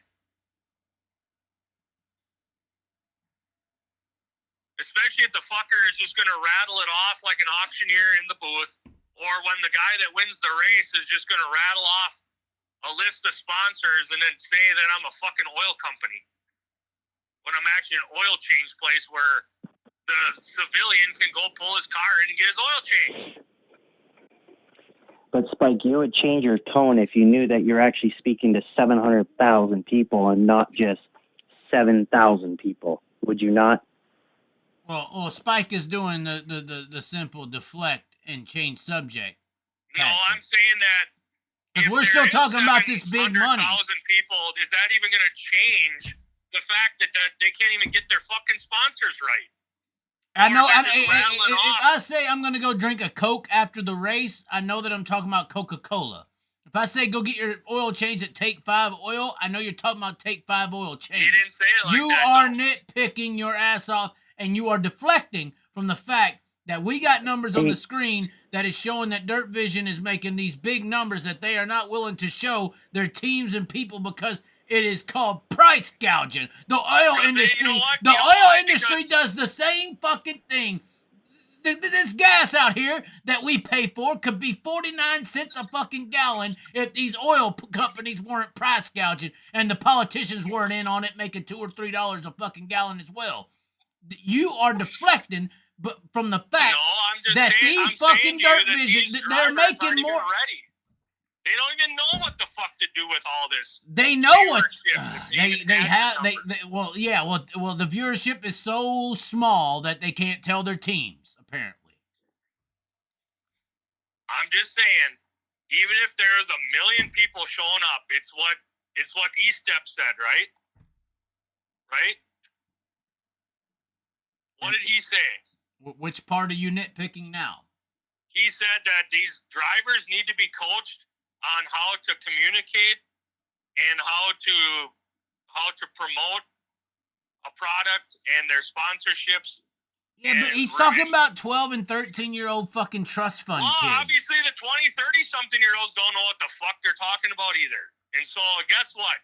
If you're happy with the 10 grand, then you deserve the 10 fucking grand. Well, if that sponsorship was 100 grand, he'd know exactly what the fuck it is. But he can't go get it. He can't go get it. He can't go get $100,000 sponsorship because he ain't got the viewership numbers to be able to acquire that. But the master running the house don't mind that shit because as long as he's ignorant, he don't have to worry about making it on his own. He has to feed off my plate that I control. They all should watch Brian Brown Winner's Circle interviews, and they will learn pretty quick how to promote a fucking sponsorship. Okay. And I'm just saying, because he needs the money to go racing. Huh? Yeah. Well, obviously these assholes don't because they don't even know who the fuck their sponsor is. I mean, they don't even know their sponsors right. What other take? Hold on. When I made the comparison and said Coca, if I say I'm going to go drink a Coke after the race, and I know that I'm talking about Coca-Cola, what your point was on Take 5 oil change. What other Take 5 oil is there? You're missing the point here. No, I'm not. You nitpick. You nitpick. No. You nitpick Logan. You nitpick Logan Schuchart's way of displaying or verbally conveying his sponsor. You nitpicked it based on the words. So I'm just responding based on the words. Yeah, so I'm gonna go to the nearest auto parts store and go, "Hi, I'd like a bottle of Take 5 oil." And they're gonna say, "There is no such thing." What the fuck are you talking about? Well, you're talking about some dumb motherfuckers. Although this is the dirt world. Chaz somehow thinks that's Coke and Coca-Cola. No, but you're acting like you're. I was gonna say retarded, but I don't want to offend the track promoters of South Dakota at all. But I'm just saying to you is, I want to thank my sponsor, Take 5 Oil Changes. Hey fans, I want you to get out there, and if you need your oil change, get over to Take 5 Oil Change. They're a sponsor of mine, and I want to thank them. What do you think Brian Brown does? I want to thank Casey's General Store. Man, they got the best cheese nuggets in town, and I love going to get their pizzas. On your way home from the track, get some gas there and get yourself a pizza on the way home and a coffee. Because he's getting 2 million. I don't understand. Oh, well, guess what? He just explained it to me in 10 fucking seconds. It's a gas station with food. Okay. Casey's is a name brand. Huh? What? Huh? Say it again. I didn't hear you. Casey's is a name brand, and Brian Brown is being paid a lot of money with Casey's, and Brian Brown understands that if he doesn't speak well, he doesn't get the money. But guess what, Spike? We could see Brian Brown on the World of Outlaws full time if he could actually show Casey's exactly the 50 million people that him being on the World of Outlaw tour reaches. Right. And they would say, wait a minute, I can spend $100 million bucks with Brian Brown. No. Wait a minute. Let me finish. Casey's can spend $1 million with Brian Brown or $2 million with Brian Brown to go run the World of Outlaws. Okay. They're going to see 145 million impressions in a year. Or sorry, I should say in high limit, it's over 11 races only. Okay. But guess what? If Casey's was to take that $1 million and go give it to Kyle Larson for just the Daytona 500, it's the same value, but just for one race. And they're only getting a small percentage. They're not getting a much broader reach. They're getting 3 million views for $1 million versus 8.5 million for 11 races. That's what we're trying to say. Yeah, but you the also value is understand there. He's the king of Knoxville. Like, he's like the king of Memphis, but he's the king of Knoxville. So Casey's is plastered all over that Knoxville, and then he wins like every fucking week. So it's way don't you think more it's bullshit value that for them only to 9 make drivers him the do king the of whole Knoxville. World of Outlaws series? Huh? Don't you think it's bullshit that only 9 drivers do the whole World of Outlaws series? Don't you think it's stupid? Do I think it's stupid? I think it's reality. Because there's It's only reality because the numbers are not being shared. You can't market. You can't go to Spike. If I go to you and say, hey, Spike, I want $1 million to go do the World of Outlaws, you're going to say, okay, great. What's the reach that I'm going to get with the value of my money? And you're going to say, I don't know. Exactly. But what I'm saying is it's of no value then in the long run because it's actually probably better to just be like a local PA driver with a PA business on your wing. That PA guy that owns a business is going to get way more reach in PA than if he sends it out onto Dirt Vision. And you know why? Because it's the personal aspect of it, and it's also the local tracks are going to actually promote it. Why? Okay, are you a late model fan? Yeah, you know that. I think late models are the greatest thing. I think sprint cars are boring, but... Okay, so do you follow Hunt the Front Super Dirt Series? No, I don't watch any of the YouTube reality stuff. I think it's kind of weird, so... No, their series. The series that they're putting on, the Hunt the Front series. Oh, I mean, I kind of followed it. It was just kind of like a regional thing, yeah. Okay, why is it that they were able to generate the revenue for their small series? Was it through sponsorship or was it because of the subscriptions with the Hunt the Front series TV? I don't know. It's all because of the subscription, Spike, is what I'm trying to say to you. They blew up on YouTube. And guess what? These guys were really they were in bed with XR. XR was throwing money at Hunt the Front. They were doing everything to help them. And then Hunt the Front sat there and said, wait a minute, we got 100,000 subscribers on YouTube. If we charge these guys $39.99 a month and there's 100,000 subscribers watching us on YouTube, and plus the actual dirt late model fan that wants to support dirt late model racing at a regional level, they're going to throw the money in. These guys are raking in 10, 15 freaking million bucks that they're able to freaking give back to the sport. Yeah, I can tell you right now that the XR series lived on streaming. Streaming is a very, very lucrative industry. Yeah, well, and I'm just getting to the brass tacks of all. Here's the fact. Okay. These companies make money. Kyle and Brad are probably going to make money So we should be mad at them that they're not giving more money back.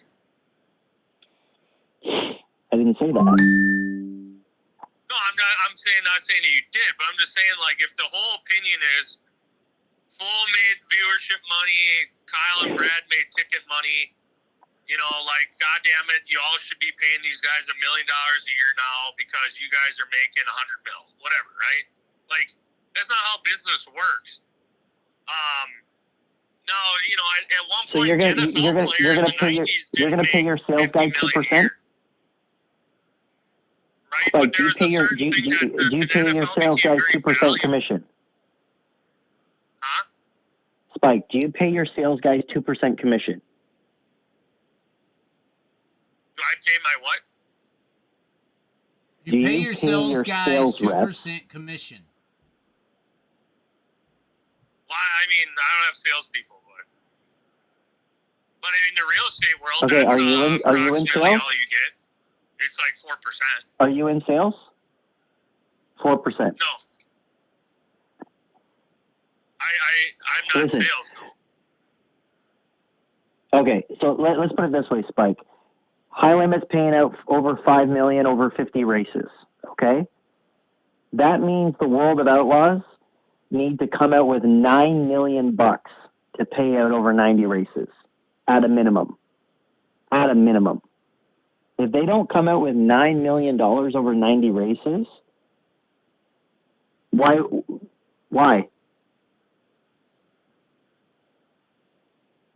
Brad Sweet's racing High Limit. He's the 5-time World of Outlaw champ in a row. He dropped the mic and walked away. This guy is doing so much for sprint car racing. We haven't even seen what this guy is capable of. Brad Sweet's friggin' dropped the mic and walked away. Hopefully that check clears. I really hope that check clears. I really do. I hope that contract was ironclad on behalf of Casey Kane Racing. I really do. Really do. Well, you didn't see his interview he did with Dirt Tracker. Brad Sweet. Like a year ago. When? When they started High Limits. He did an interview with Dirt Tracker. Yeah, and? And Brad said, he goes, I only have so many years as a driver.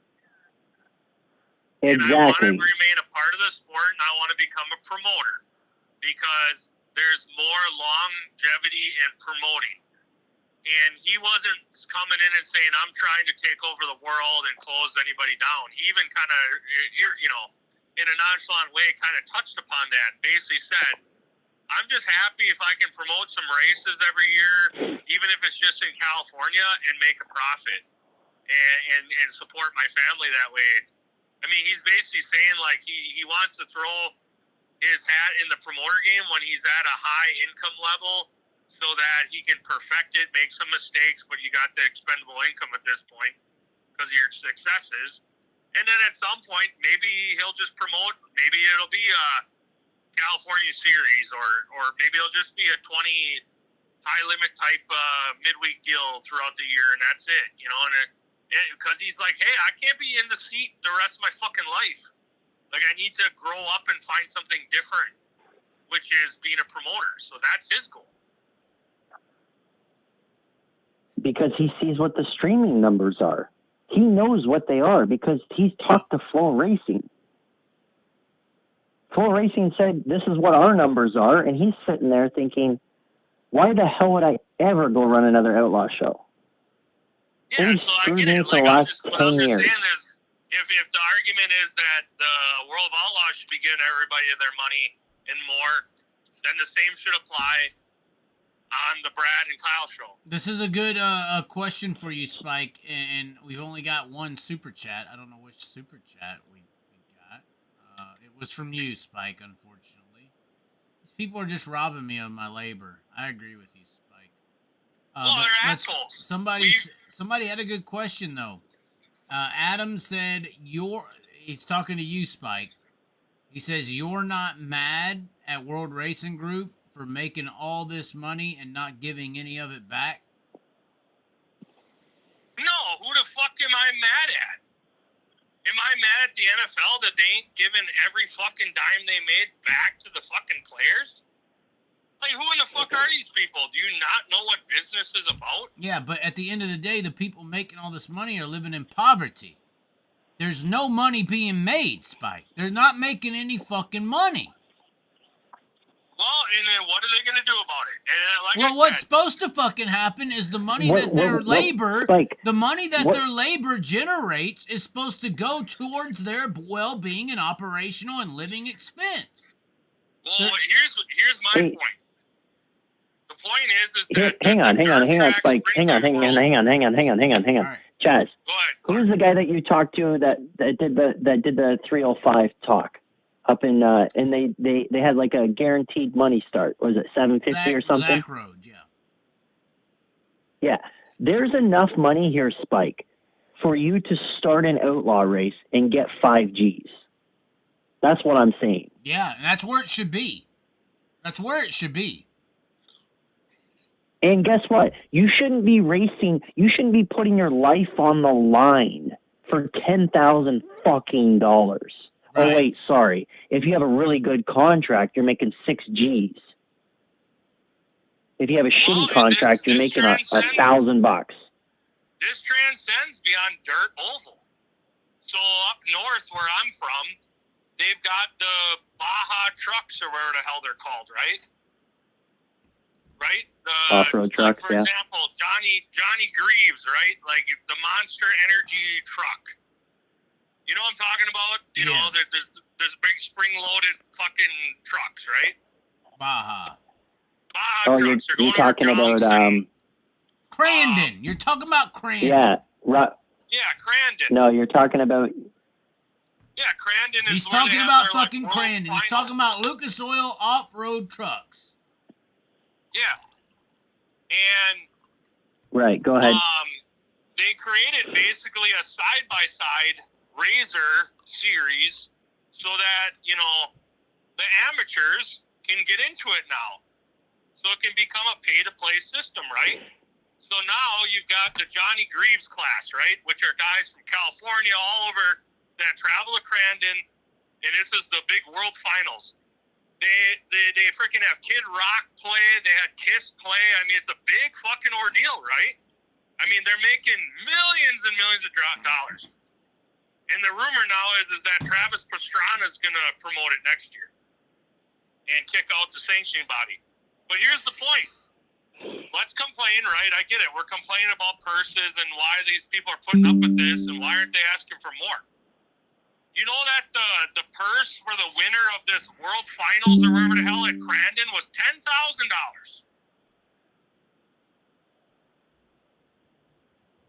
And? Okay, you're the world champion of Baja trucks, and you won $10,000. And these guys, you win a World of Outlaw race, you only win $10,000. Huh? You win a World of Outlaw race, you only win $10,000. You win an All-Star race, you only win 6 if you're lucky. I'm explaining to you. This is winning the Knoxville fucking Nationals of Baja trucks. Do they have streaming? Do they have streaming? Yeah, they're all over Flow. So they're all over Flow, right? Yeah, Flow broadcasts all these fucking truck races. So. Right. So. A guy that I know was talking to Johnny Greaves because he's a, you know, just a nice guy. And he goes, Johnny, how much do you guys win if you win this? And he goes, I don't know. And he's like, what do you mean? Like, fuck, is it like 100,000 or a million or what is it? And he's like, I don't know. It's probably like 5 or 10 grand. Well, and I let me intervene. I dealt with the same situation with some Supercross teams. You know, you go look at the Supercross payouts, it's only like $500 to start, 10, 15, 20,000 to win. It's very comparable. The biggest difference is that I can take my Supercross bike, go to a business and say, hey, I'm racing at AT&T Stadium this week. Do you want to sponsor me? And they know, and Fox has a way to give their riders and people numbers to promote to these sponsors that are going to pay them way more money than that purse has ever thought of paying them. Right. So here's the deal. The deal is that with this secrecy that the World Racing Group has to keep their slaves in line, in my opinion, that's what I think, before they try to sue me over this opinion. But that's what we're talking about. There's slaves, though, in the motocross, because here's the deal. They're not, though. They're not, though. The truck motocross, Johnny Greaves is like, I don't even know how much the purse is, because it ain't worth a fuck. Because he said, I sell truck chassis for a living. Like, I build these trucks, and all these drivers here buy their chassis from me. And Monster Energy sponsors me and my kid and our teammate, and they basically pay our whole fucking living and all of our expenses. So what the fuck do we care? And so listen here. Listen here, Spike. Listen here. The platform, listen here. I got some numbers here. I got some numbers here for you. Because there's always going to be more I got some kids numbers wanting here to for come you. up and play Baja. Spike, I got some numbers here for you. You ready? Spike, you ready? I got some numbers here for you. Okay. Yeah, go ahead. I'm waiting. Total viewerships. Okay.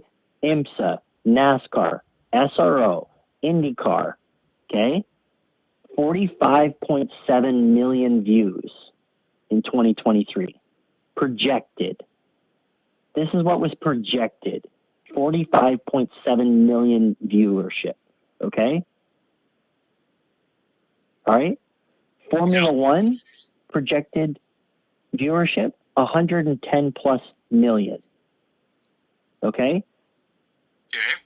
ALMS, Super Formula, Super GT, V8 Supercars in Australia, 25.7 million total viewership projected. Right. The total reach amongst all of those combined is 1.2 billion individuals. Right. The High Limit Series has a total reach in 11 races across all flow platforms of 142 million, sorry, in 11 races, averaging 700,000 viewers per race. What does that say? There's no money to pay these drivers? There's fuck all, right? That's it. There's fuck all. There's nothing. Because they don't know what the numbers are. And now that the teams know what the numbers are, guess what? Logan Schuchart's sponsor guy at Dryden can go back to Dryden and say, hey, if we go run High Limit, we can reach 145 million people in 11 events. Yeah, at least 8.5 million that's a viewers. selling point. At least Flow and High He Limit can will tell you what the fucking numbers are. I don't care. These guys could get more Why money. don't you care, Dryden Spike? could give... This is real Because money. they're not doing anything with it. So I want to see these high limit teams now go full time with them because they got the numbers, and that's going to make a difference for sponsorship money. And that's what's going to happen. Are going to. They're all going to stay with the Outlaws. No. Yes. No. Your loyalty people may stay with the Outlaws, but they're done. They're done. No, the fuck they are. They're either going to be done or they're going to be bought. Pick one. No, Because at this you're point, dreaming once again, I tried it. No, the house is fucking coming, buddy. The house is There's coming. always going to be people that'll come and play Outlaw. They're going to play Outlaw. It's going to be called High Limit Racing. Yes. Correct. Nope, never. Correct. Not in a million years. They are done. If they want to fucking die on this hill if we ain't telling you our streaming numbers, they are done. Nobody is going to invest money in dirt track racing because it has no reach other than a paywall. If they got a salesman, nobody was willing to And really... who the fuck is Hold on.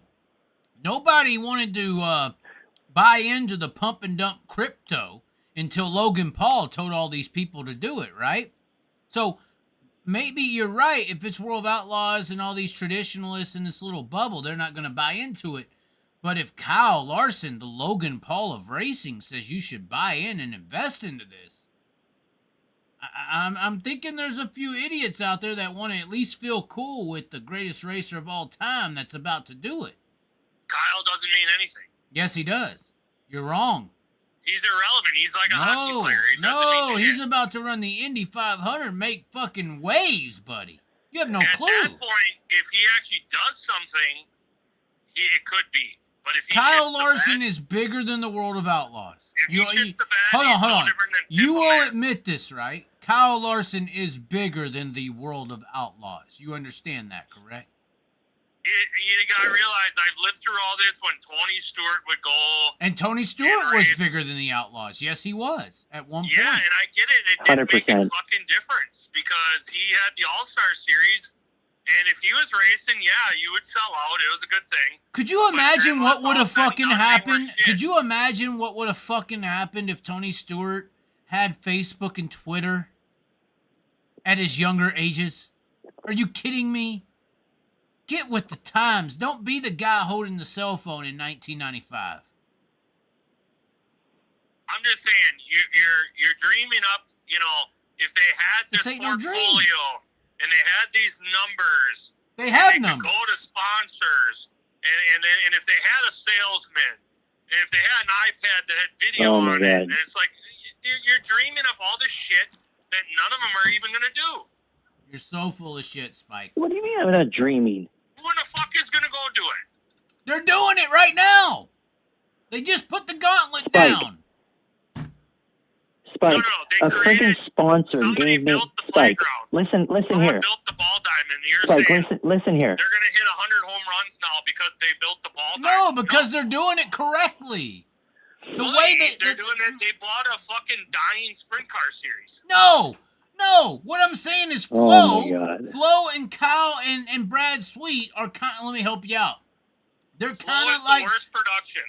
I don't give a fuck. The late model production's the best. The worst production? The best production in dirt racing is the late model Flo production. Are we gonna disagree on this? Right. So the money's in late models and fuck sprint cars. Not anymore. Because now the money knows they got to put it down. You're dreaming. You wanna suck Kyle's dick. I get it. No. I'm talking about business. You're trying to get on there and be, you and Dirt Tracker and. I'm talking about business. Gary Vezus knows it. Gary Vezus knows it. No. I'm talking about business. Flow Sports now knows that they have to strike now. Flow Sports, the Warner Brothers, the World Wrestling Entertainment, which is a UFC, by the way. These people are coming. The Saudis. They know that we got a shot right now to fucking take over this sprint car industry. If I'm a warmonger, which is how these businessmen operate, the little mini fucking Hitlers, I'm putting all my forces on the front lines of the sprint car industry to destroy the enemy known as the World Racing Group. So yeah, the broadcast this year may have been subpar. But the fucking broadcast coming next year needs to come with the big Warner Brother World Wrestling Entertainment dick. We need to slam them. Fucking horrible announcers and same. Well, no, I mean they could put the Chaz in there and change shit up a bit, but you're right. It's gonna be Welch and whoever the fuck else they throw in it's there. Not a good. It's not good. Yeah. And the preteen boys in the infield doing interviews. They're announcing. Hold on. Let's switch gears because we're just gonna keep arguing. Apparently, what do they? Hold on. They're not gonna do nothing. In the grand scheme of it, is if they're just gonna use the same shit they've been doing before. And just saying like, well, we'll shine up the Flow turd a little more. Okay, so you're right. Let's talk about that. What does Flow and the High Limit Series have to do to be better than Dirt Vision? I think you're right. Welch, as good as a fucking pit reporter he may be, he is not a lead man on the microphone. And the microphone's very important.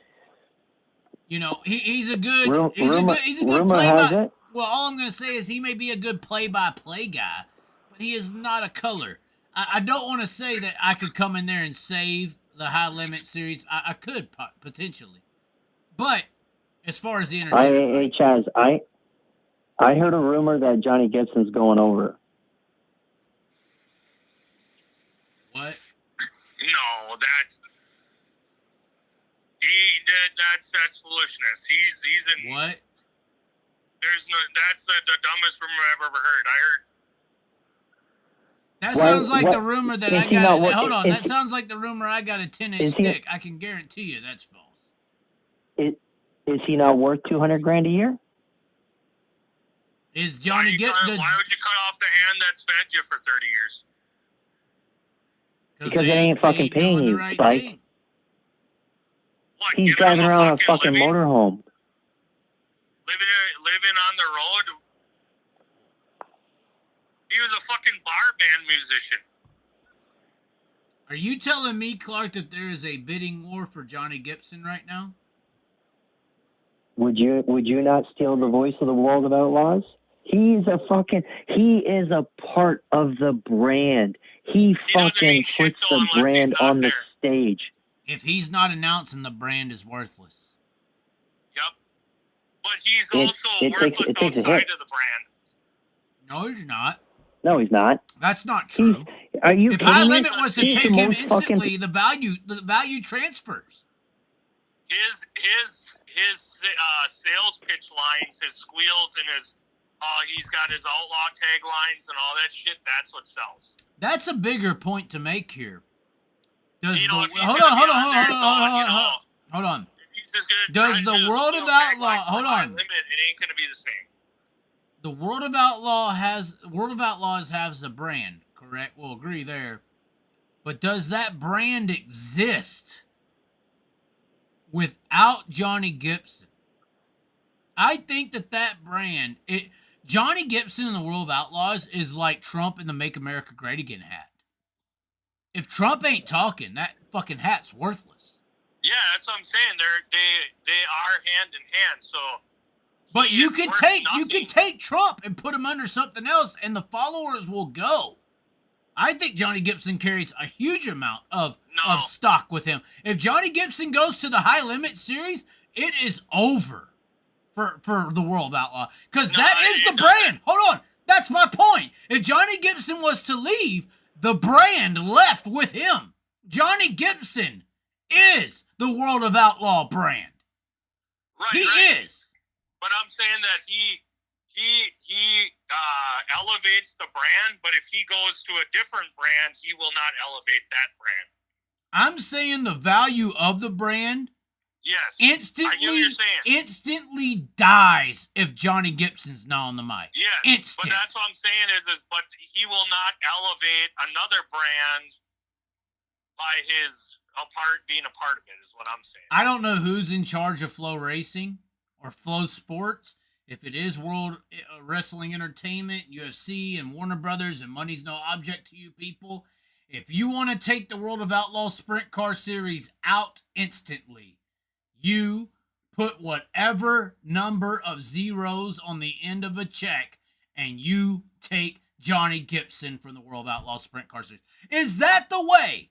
Is that the way, Spike, that they could destroy the World of Outlaws by buying Johnny Gibson? Well, it definitely would change things because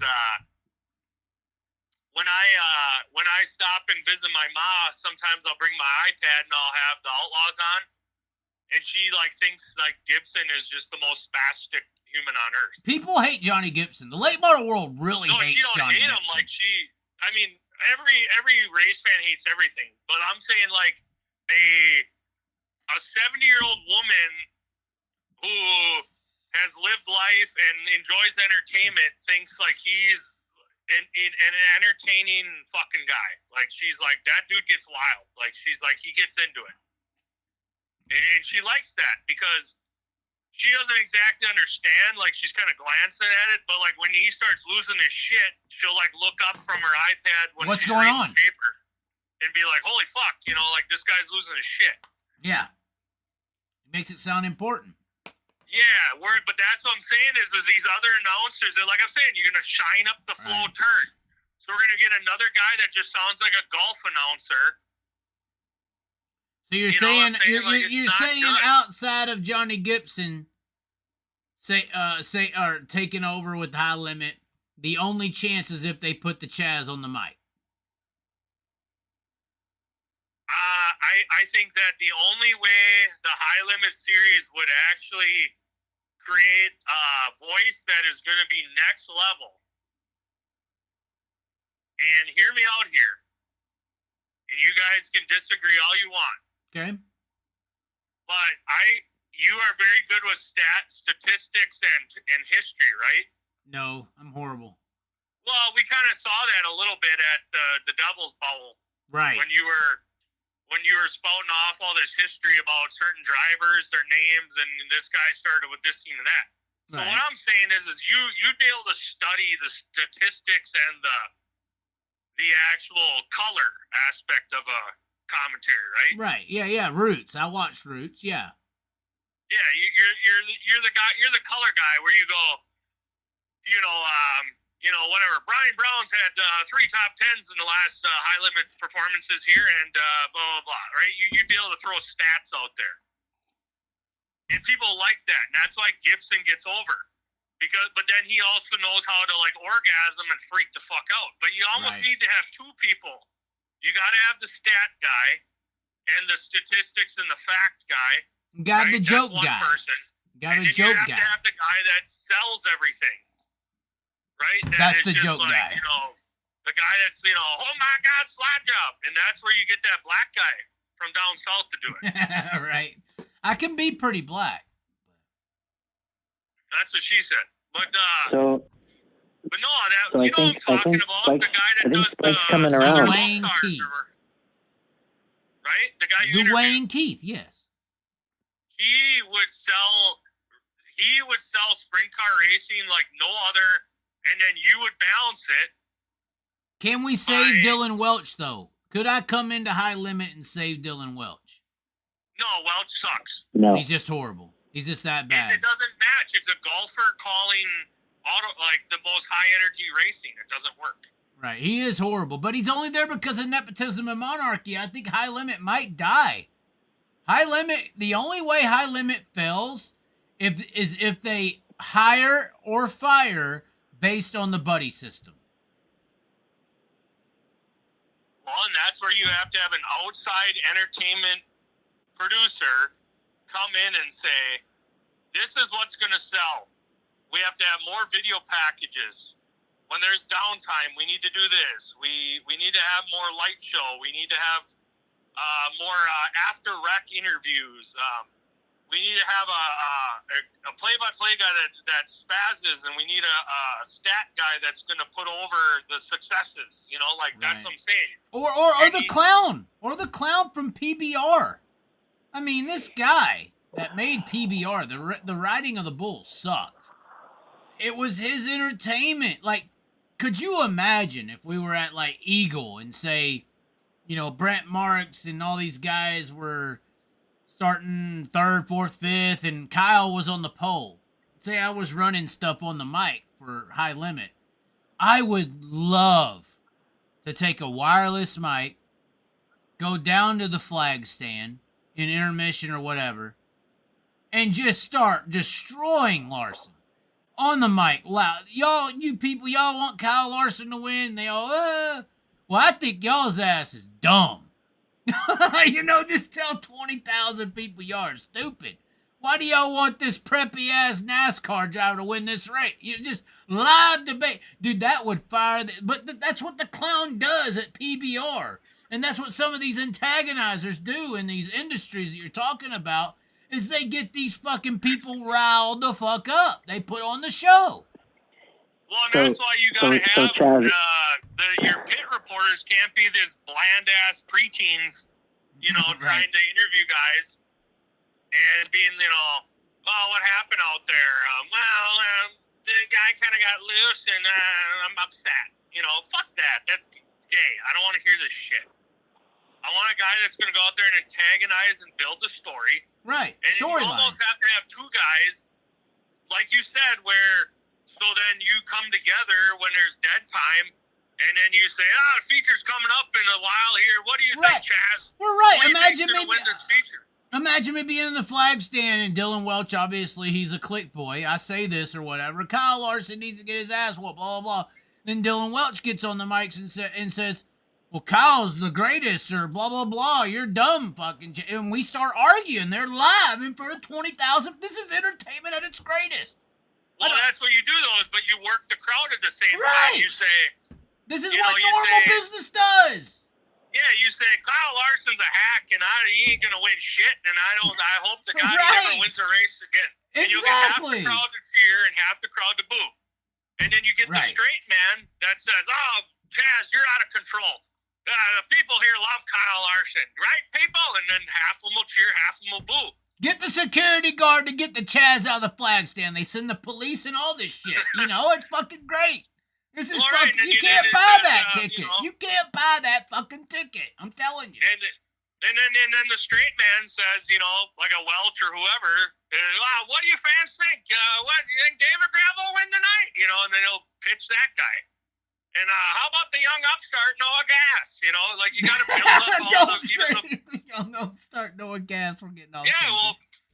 But the average fan don't know because you got to understand. There's guys I know that go to Beaver Dam once a year, and that's the only dirt track race they go to is the Beaver Dam Outlaw race. That's sad. Well, because they know that the Outlaws are the Harlem Globetrotters, and it's the greatest show on earth, and they're going to come watch it once a year. The Harlem Globetrotters and the Outlaws are very, very true. Hold on. Let's pause, Spike. I'm going to pause as well. I'm not stupid. Clark has been trying to get a word in edgewise, and that edge has been fucking falling off. What do you want to say, Clark? So now Spike's agreeing that Johnny Gibson brings value to the world of Outlaws. That's good. What I really love about Johnny Gibson is even Joe Blow that does one race. He has stats on the guy. Yes. The guy's only on the track for 30 seconds for qualifying. And he talks stats and talks the guy up in a completely plain-ass white sprint car. Yes. That is tremendous value that this guy is bringing. And what I'm trying to say is that when these teams don't know what the viewership is, it will only be a millionaire or billionaire funding a sprint car program. It won't be a legitimate nationwide series. It's not actual economics. There's no economics, exactly.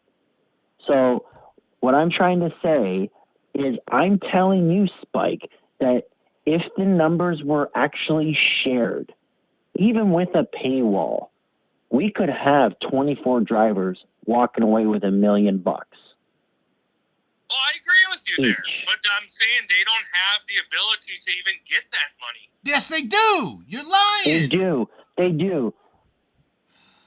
Why are you poster? Hold on. Why are you poster boying them, Spike? You know what we're talking about. I'm saying they don't. Why are you playing devil's advocate? It's bullshit. You're standing up for the devil. No, I'm not. I'm standing up for reality. No, the reality is the numbers. The reality is the numbers. The numbers never lie. The reality is they got plenty of fucking money and they're hoarding it.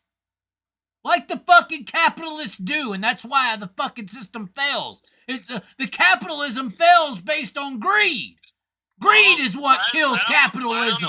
Hold on. Fucking bums on the street and black people and all this fucking shit don't kill capitalism. Rich, greedy fucking people kill capitalism. They destroy the free market based on their greed. That's what's happening here. You're missing the point that I'm making. No, I'm not missing the point. You're lying, Spike. You're not listening. You're lying. You're trying to act like the money's not there. You're poster boying. You're scarecrowing. The money is there to be made. No, the money is there to be given out and dispersed properly. No, you just said that if they had the numbers, they could go out and get more sponsors. So I'm saying that these guys back to the capitalists. The slave plantation. The plantation owner don't want the fucking slave to be able to make it on his own because then he leaves the fucking plantation. That's what Brad Sweet just did. Brad Sweet just left the plantation. Brad Sweet left the plantation and they're pissed off about it. No, the slave is a slave and he's busy because he's a dumb fucking slave and likes being a slave. That's not the case. That's not true. Okay, hang on. All right, hey, I'm about to lose it. Chaz, I'm about to fucking lose it. I just got a text from someone. I'm not going to name who they are. Okay, they actually they made some very valid points. Are they I'm watching? actually really shocked that they had sent this to me. Are they watching? They must be. Okay. They must be. Okay. So I know who you're talking about. You're talking about fucking Roger Penske is tuned in. What has Roger Penske got to say? Okay, so based off of the 772,000 views, I was told to divide that by 3 because you can have up to 3 people per account. I right? understand, but still, the money's there. So they're saying worst case scenario, that's 54 million. Yeah, okay, the slaves are taking that's all. I'm just payday. going to leave it there. You're lying. Oh, I'm about to. What's that? I didn't hear you.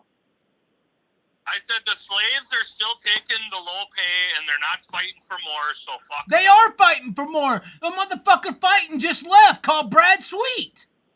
He has no fucking Well, no, value. not- He knows that there's more money out there. No, He's seeing the listen. motherfucking streaming numbers. Ladies, Brad Sweet's putting his fucking ass on the line. Yeah, because he's saying I don't want to race the rest of my life. I want to be promoted. This motherfucking Canadian's not gonna keep saying ladies. What the fuck do you want to say? I just said that 10 minutes ago. In his interview, he said Listen. he ain't gonna race forever. He wants to become a promoter because it has longevity. Because Oh my racing ain't God. gonna pay underneath the fucking plantation owner's ass, known as the World Racing Group. Yeah, so guess what? He's a smart slave that says I'm gonna own the other slaves. Oh, jingle all the way. Fuck you. And then he ain't Continue, no Clark. slave no more. He's a plantation owner. Yeah, exactly. He's an Uncle Tom. They're all Uncle Toms. He's a Larson's an fucking- Uncle Tom. I know. So you Hey, guys are glorifying Spike. Kyle and Brad, who were smart slaves, who now are slave owners. They made their way the American way. No, listen they're here, slave listen here, owners guys. now. They Okay, progressed. They're so slave owners so now. Spike, oh my God. Okay, Go, listen, go, 'cause Clark, I don't go. have much time Spike's left. gonna be quiet. Go. Here, listen, Spike. The drivers were fighting World Racing Group last year, but they had nowhere else to go. Right.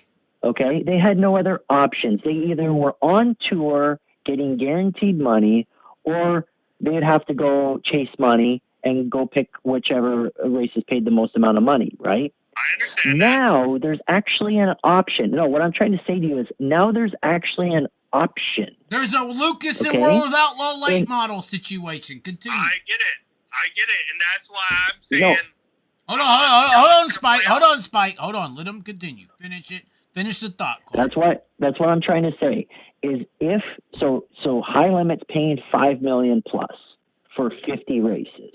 Okay, that means for the same amount of value, the other series has to pay a minimum of $9 million for the year. Yeah. If They're they don't doing pay out a minimum of $9 million, okay, then it's kind of open season.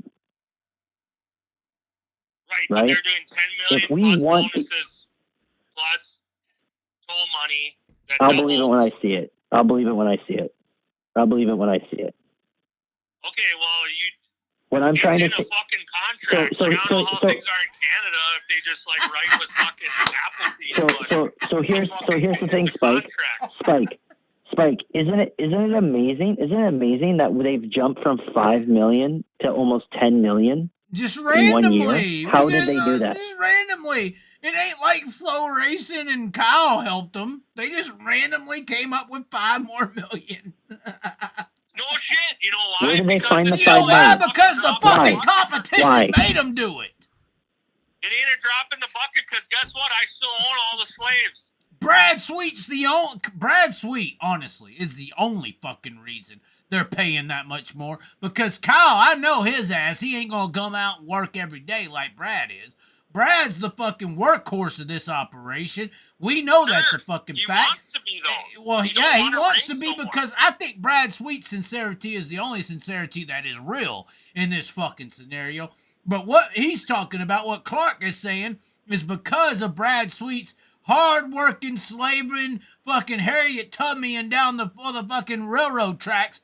That's the only fucking reason that the World Racing Group all of a sudden just popped up $5 more million.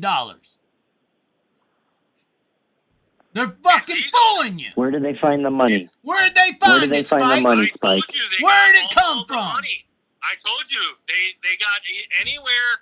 So hold on. So this last year they could have paid all the fucking money they were talking about paying this year, right? But guess what? Why should I pay the slaves if they're happy with the fucking crumbs? Right, and they're only happy with the crumbs because they don't have a fucking option, and now they do. So I gotta pay them a little more fucking crumb.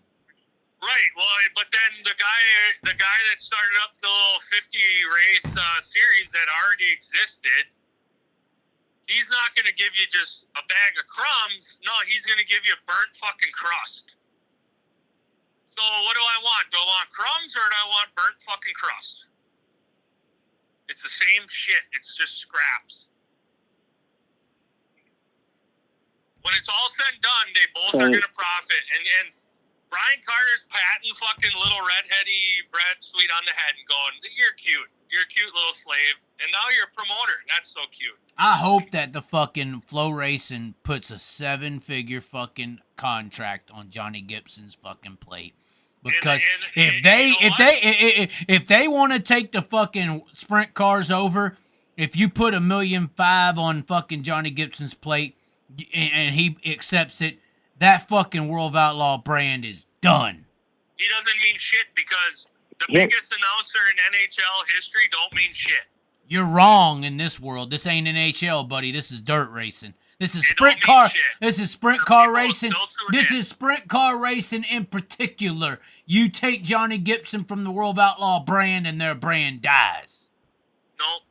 It'll still exist. 100% dies. Who are you going to put in there? Who's going to replace Johnny Gibson? Who? Tell me.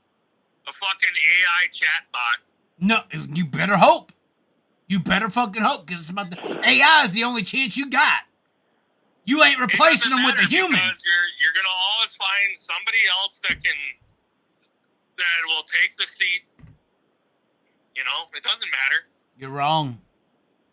You're wrong. Well, let me explain one more thing to you guys. And this is a fact. The dirt world is open season right now.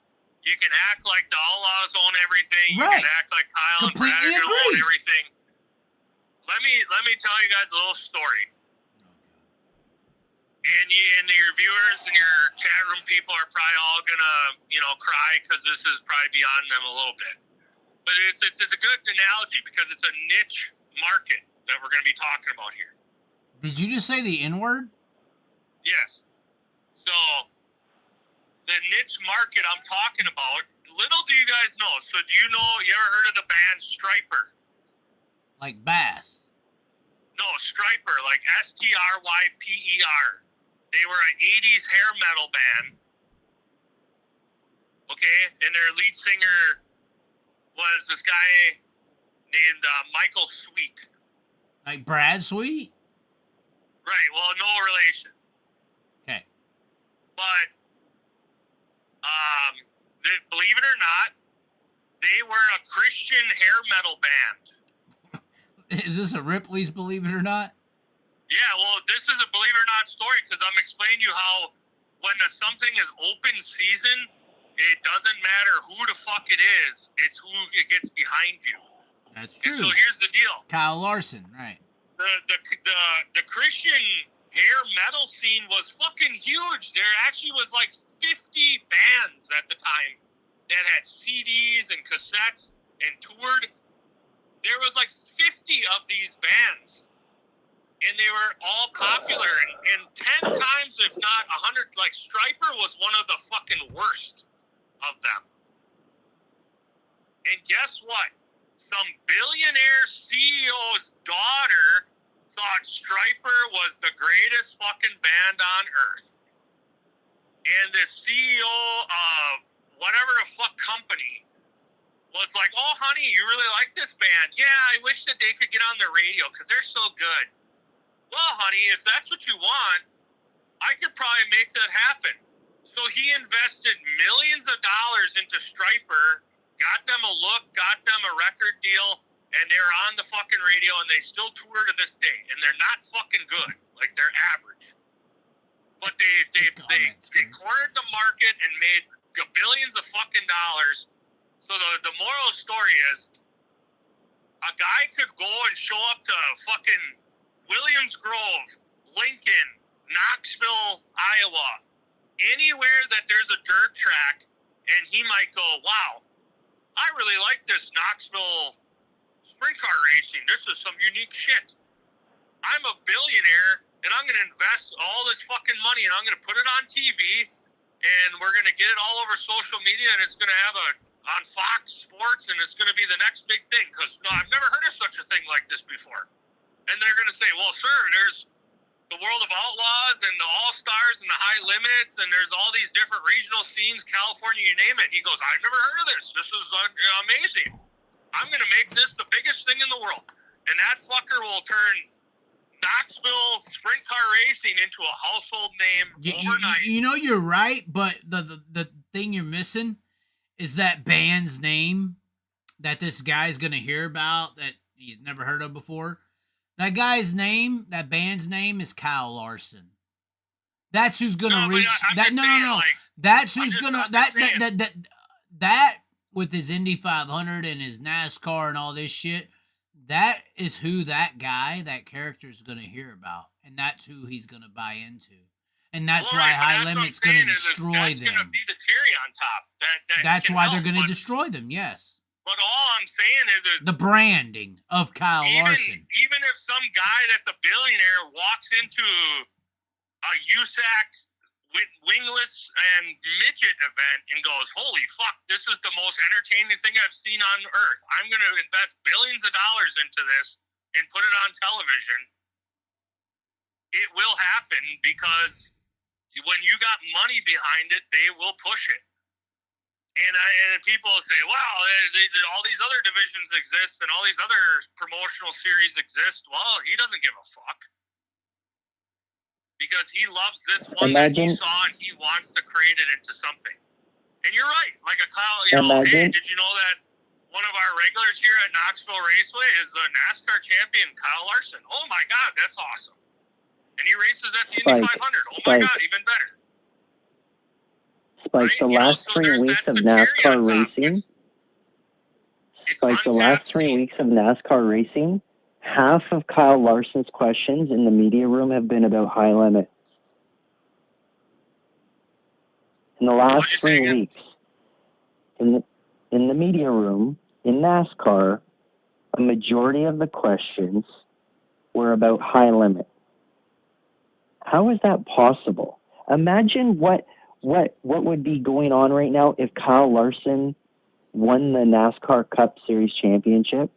Imagine, like, with Brad winning Charlotte, and if he had won the championship, that would have been the biggest mic drop on the face of this earth. And now you have Kyle Larson racing the Indy 500. This guy is putting dirt racing on the map. And Brad Sweet is hustling his freaking ass off to make this the greatest thing. Wait, you think 2024?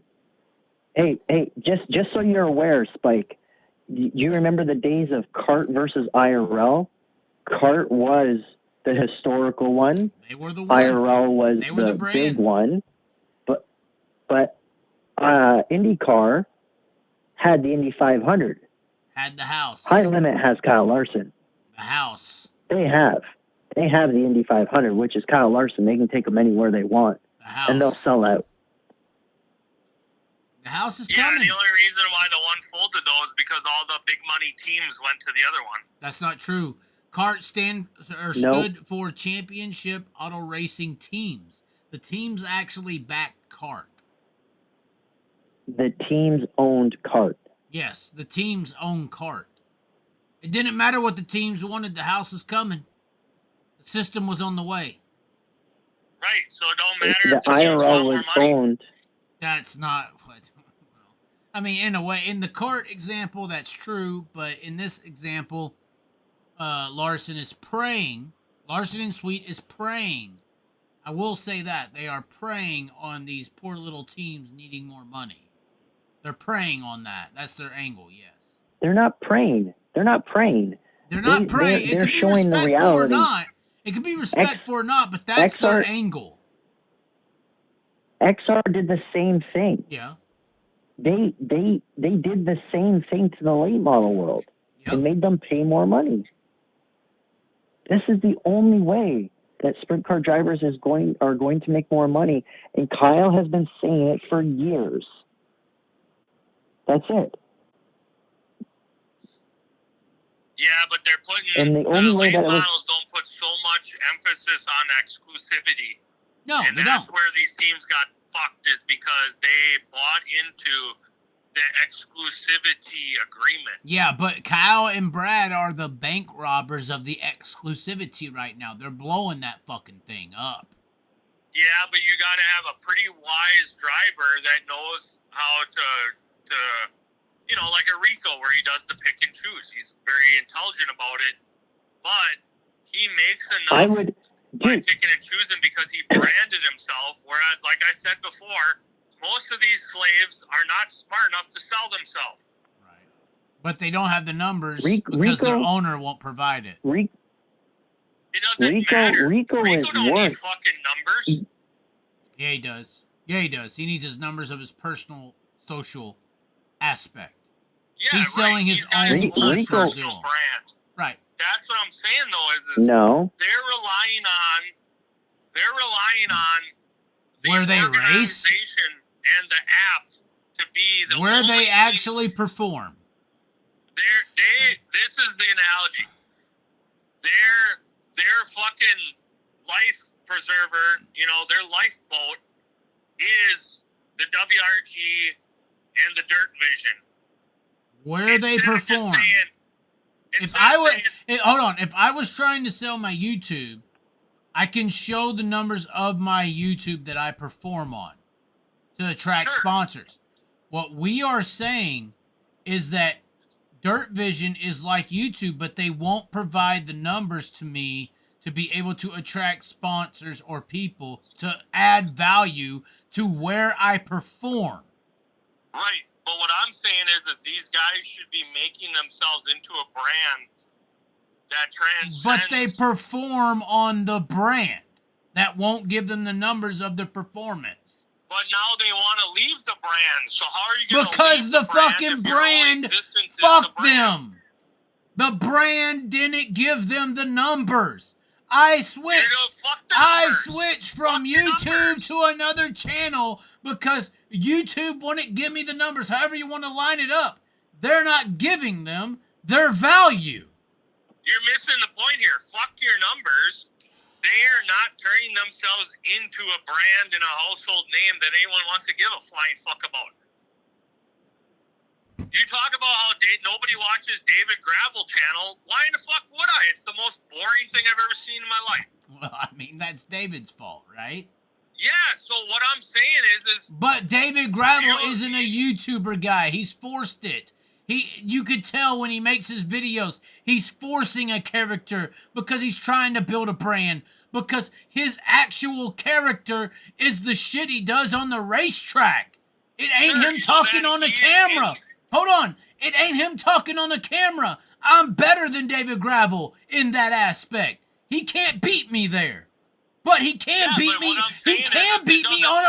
Hold on. He can beat me on a racetrack, but he don't have any of the fucking numbers of his performance. He can't get the numbers of his actual performance to build that brand. Because he's found the cash cows within the plantation. Right, that are willing to keep him afloat. Yeah, that's true. That's true. He is on the cash cow's nipple. I get that. And that's why he ain't got no ambition. You know, he's fucking Thomas Jefferson's favorite slave. That's all he is. You're right. You're right. So, that is what he is. He is caught up in the system. He is what changed. I'm saying is you're going to have a Rico who says, I can brand myself beyond any fucking series, track, you name it, because I'm a fucking midget that goes fast. Number 2 is, I'm the plantation owner's favorite slave, and they don't have no, Rico. No, you can't say that with David. You can't make that comparison because Rico and his lineage owns the plantation. They own the money. They own the car. David Gravel Racing isn't owning the car. It's Todd Queering Racing. You're talking about the plantation that keeps him on the track. Rico and David are not in the same boat because... No, I'm saying there's 2 different animals out there. There's the guy that creates his own success, and then there's the other guy that is the plantation owner's favorite slave. Right. But the difference is monetary, not based on performance. David Gravel is equivalent. Hold on. No. David Gravel is equivalent to Rico in performance. But he's not able to acquire the numbers to be able to properly judge the financial weight of that performance. What does he care? His money ain't on the line. Yeah, well, his ability to build his brand or his name or his wherewithal is on the line. He can't. Brand?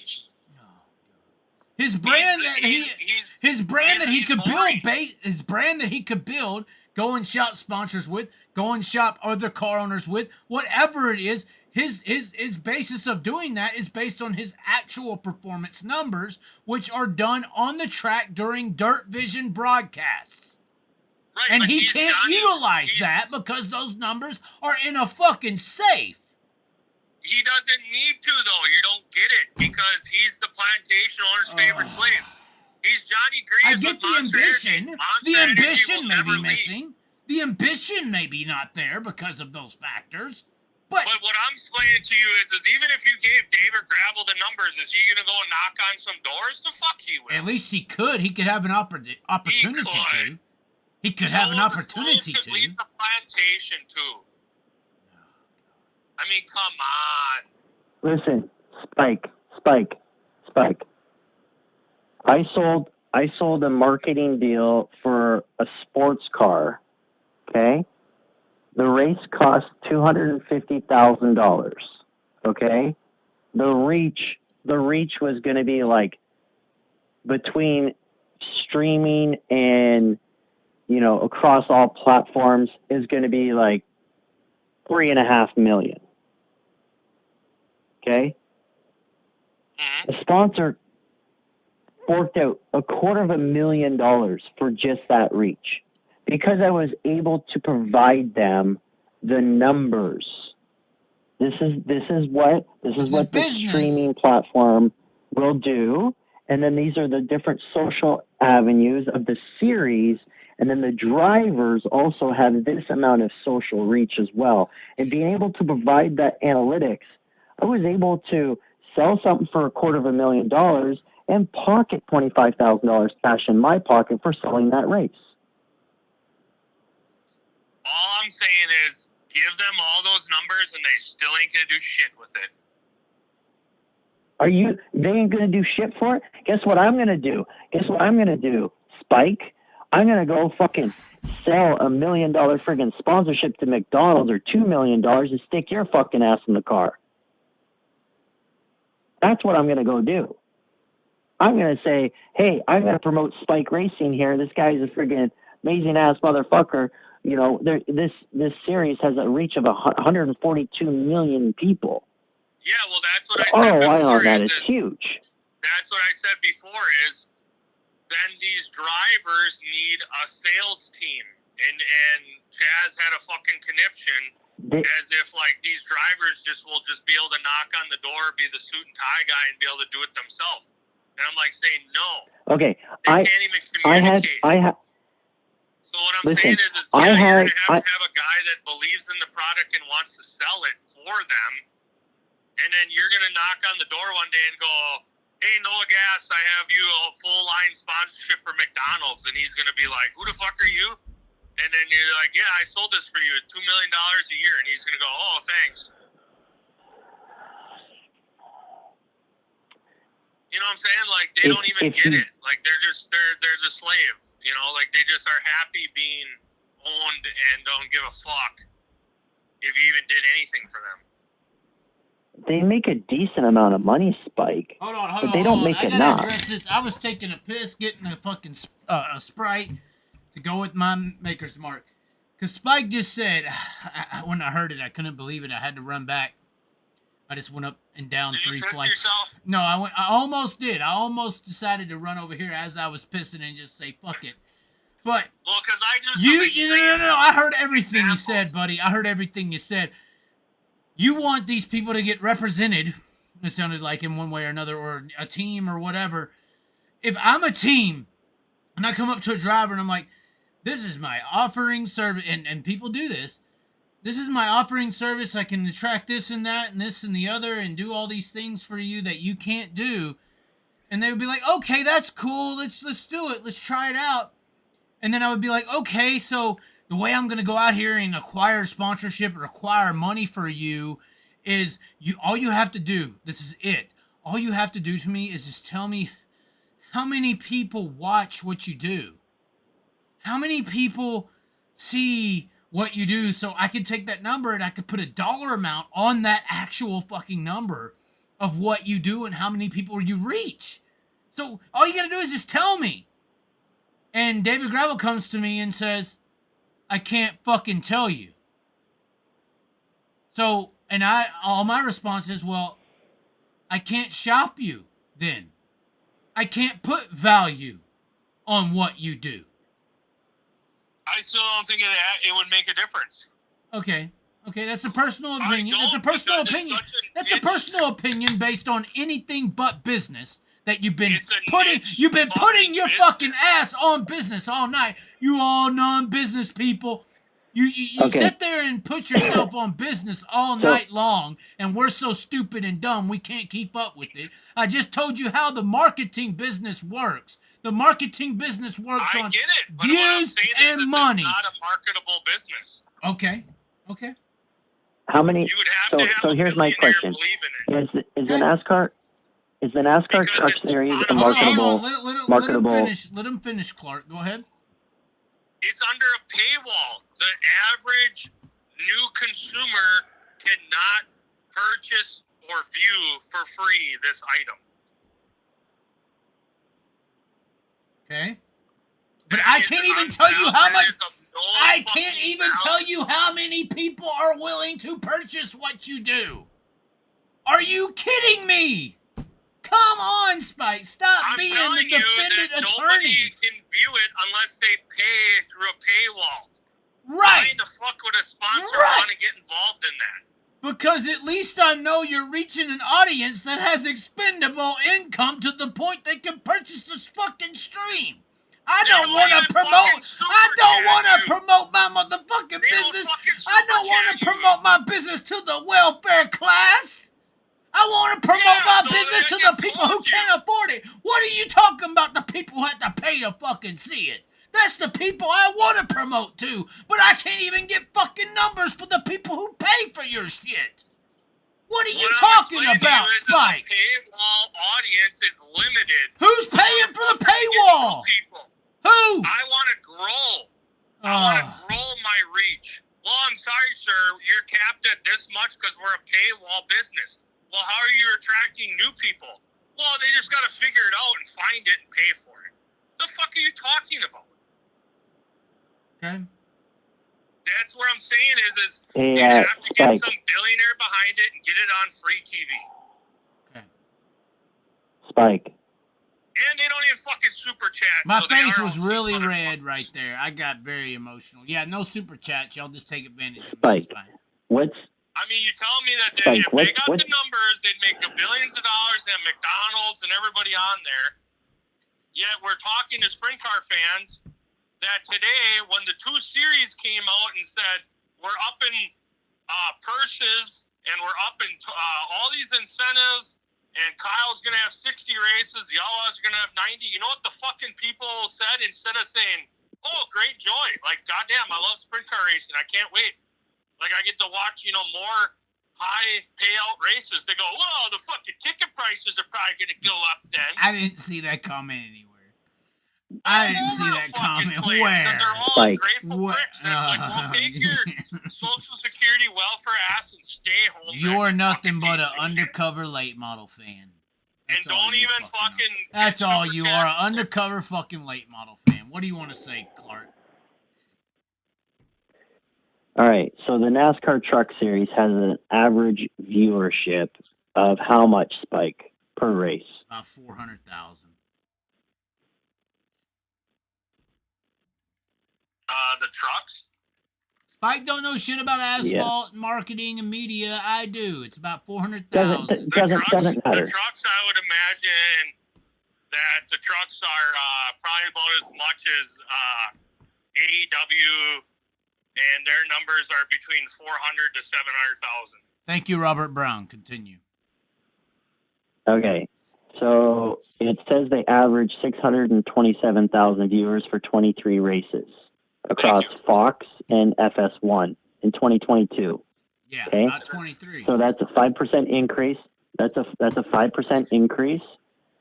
Okay, from 600,000 for 22 races in 2021. Okay, so Camping World, okay, in their last year of sponsoring the Truck Series, spent $5 million. So $5 million, 627,000 viewers,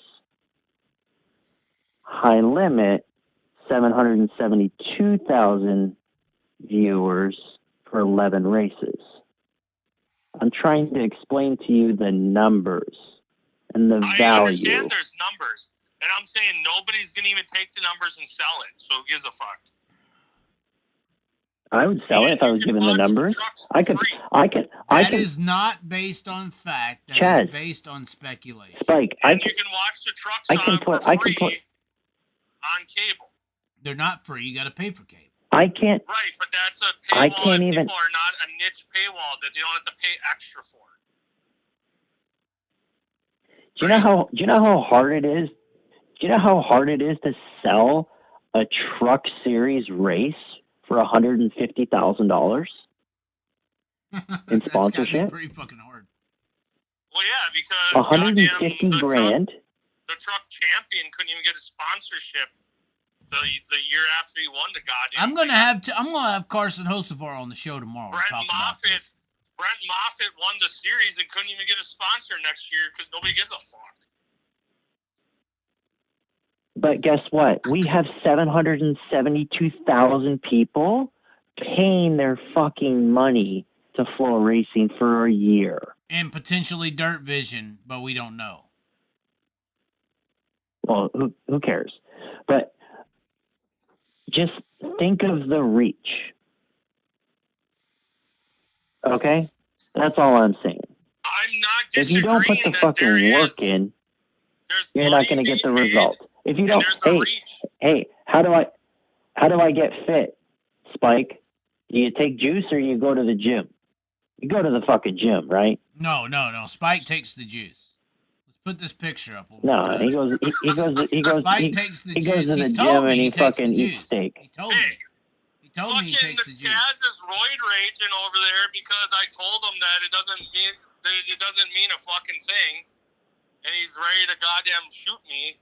Because I'm insulting the fact that racing is so fucking niche and poverty-minded. That's not what I said. Well, I'm saying You're lying. It's a niche paywall. But there's value to the niche. Hold on. It's not a niche paywall. You don't have to pay $40 a month to walk on an app. Hold on. I'm about to nail Spike to his fucking bullshit cross. It's a crucifix for sure. Spike. Let me make sure the camera angle's right. I want me and you to be on camera. What did you call sprint car racing? What was your slang term? What was it? BB? Hold on. Go ahead. Repeat it.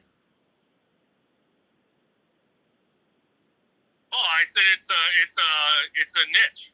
What kind? What did you reference it to? I said it's black BBW scat porn. Okay. Why are you laughing? I mean, it's a fair comparison. I bet you the numbers are close. Hey, I bet you the numbers are close. Fetish. Like I bet. Hey, I'm agreeing with you. I bet you the numbers are actually very close. But because it's a paywall, right? Like right. Hold on. You say who cares, right? But the money in that BBW black scat porn that we both love, the money in that is in the paywall. People are willing to pay to see that niche. And that's where the money is made. So you cannot sit here with your BBW black scat porn. It has to be little white dicks or it ain't going to be, I ain't buying it. But what I'm saying is the money in that is in the people who are willing to pay to watch it. Right, because I just kind of... So that's what we're talking about, is the people willing to pay to watch little white penises go into big black women's vagina. Right, because if I try and search out, BBW, it's probably going to be like a 5'3" girl that's, maybe like 165, 180. That's a nice body. Well, right, but I'm saying is that they ain't going to be, no, I don't want 165 to 180, 5'3" white girl. I want 350-pound big black bitch, right? No, 350 is a little too high. I mean, come on. I'm saying, that's what I'm saying. That's what I was explaining to you, is it's that niche where it ain't just like, oh yeah, like, that chick's thick and kind of curvy, fat, whatever, but, looks good in clothes. I'm talking like she's so fucking fat. That's what I'm saying. This is going off the rails, guys. This is going off the rails. And you have to pay like $100 a month to even paywall that shit. I think that's an unfair comparison. Okay, guys, listen here. Because you can't find it for free. Right, that's the point. NASCAR year over year. Sprint car racing for free. It's not that bad. A good sprint car race is not as bad as 350 pounds of grease. I'm not saying it's that bad. I'm just saying, why are we creating it into super BBW black porn when in reality it's just Americana at its core? It should be on. And there's money involved. There's money involved, and numbers and value. It's not BBW porn that is scat porn, fucking whatever you want to call it. There's actual... Why are we paywalling it to the point where the average fan who may want to know about it and learn about it and watch it cannot even see it? Because of the money. Listen, Spike. NASCAR's playing around. Like, listen. What's going on is exactly what NASCAR's doing to the NASCAR teams. They're trying to lock in the price per year that they pay the teams for the charters before they negotiate the TV rights. It's the same thing happening. Sure. Do you understand? Right, but what I'm saying is that's not building the sport. They have an $800 million a year budget that they're playing with, because they get like 4.5 billion over 6 years or whatever it is. So they're getting 800 million. They're only dishing out 100 million to the teams, and 36 teams have to fight over 100 million. Right. So why aren't you mad at them? They are the brand. Why are you mad at WRG and not them? Oh my God. I am mad at them, is what I'm trying to say to you. But the NASCAR teams are in a monopoly. Right. There now is no longer a monopoly with High Limit, is what I'm saying to you, Spike. I honestly, I'm going to bed, guys. I gotta. He's leaving, Spike. He's leaving. All He's it done. is a slave became a slave owner now, and eventually the slave's saying, no, I'm going to treat the slaves better. And then eventually he goes, you know what? Fuck this. I'm a slave owner. Fuck You know what, Spike? Even in your analogy, if I was a slave, I would trust Harriet Tubman to treat me better than a plantation owner. Right, but eventually, when you're a slave and now you're the owner, and the slaves that once were side by side with you, sweating and complaining and crying, and you cared for each other. Now they treat you like a piece of fucking shit owner, and you're an asshole. And you go, you know what? Fuck you too then. Okay. It's all gonna come back around, and Brad will feel it, and he'll say, you know what? Fuck these guys. I'm taking all the money. No. Enjoy your $6,000, you pricks. No, when you have a diehard racer that's also a smart businessman like a Brad Sweet and a Casey Kane and a Kyle Larson, it's only going to elevate the game. These guys are actually promoting the sport. Hey, Spike, Google sprint car racing and tell me what comes up. Right. Google it. I have. What comes up? I'm going to buy all Yeah, and what comes up? What comes up? High Limit. It's High Limit and Outlaws and some bullshit articles. Dylan Welch. Let me tell you all something. You know what the problem is? You know why the sport don't advance? Tell me what that problem is, Nick. Let me tell you something, boy. So, what are you laughing, boy? Don't be laughing. Hey, don't be calling me boy now. I'm from the South, all right? We ain't attuned to that boy talk. Here's the reality. You keep putting people in racing, in charge of racing, and trying to advance racing with the mindset of racing. Right. They don't have a consumer or a new fan perspective. And that's the biggest issue. You know what I would do? In all honesty? Some kind of BBW porn shit, I'm sure, but... Well, I'm going to be a part of it eventually. But the fact is, what I would do is, every market, and this is, me talking on my ass, but this is some good reality. To the BBW. Yeah, I mean, big old titties in my face too, but here's the reality. If I or Kyle or the World Racing Group or any of these sprint car series that have a shit ton of shows a year, I would in each city, I would post on Facebook some ads or whatever, which way, a staffing agency or something. And I would say, here's the deal. We need 50 people, and we want you to show up to this racetrack. We're going to give you a clipboard and paper with questions. We're going to give you all pit passes. The only prerequisite is that you've never been to dirt track racing before in your life. Good idea so far. I've done it before, And we'll have someone be a tour guide, so to speak, so you aren't just sitting there on your ass on the fucking bench all night. Right. But we're going to walk you around, and we're going to split you up into smaller groups, so it ain't a herd of 50.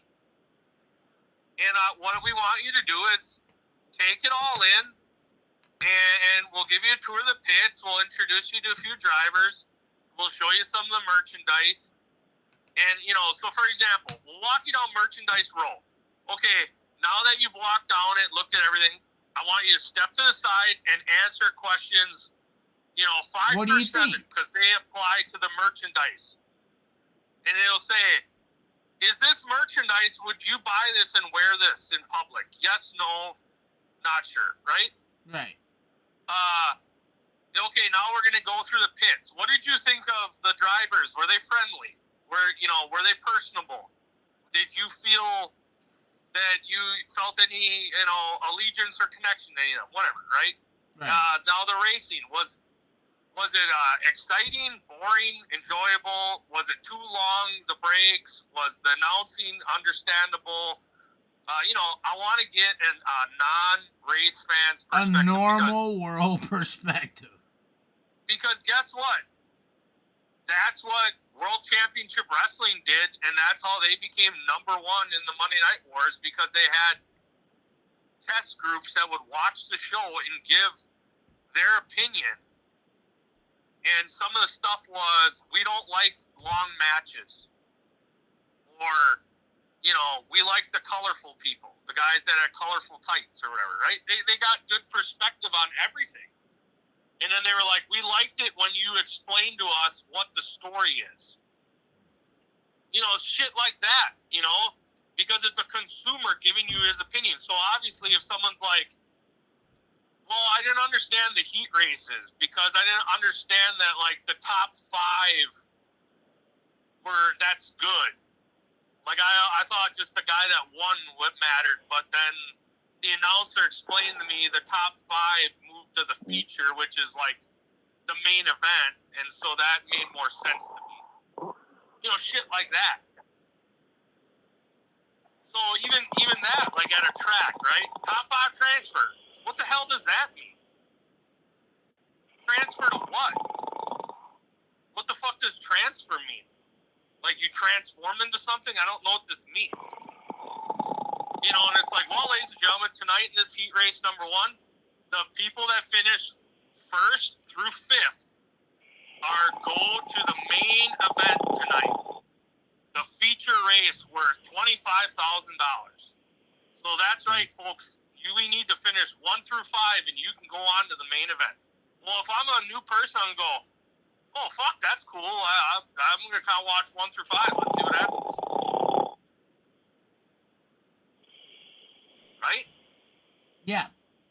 But guess what? If I could watch this shit for free on TV every week on, Saturday afternoon or Sunday afternoon for free, I probably could learn more about it. But instead, I gotta watch it through a fucking paywall for $40 and I know nothing about it.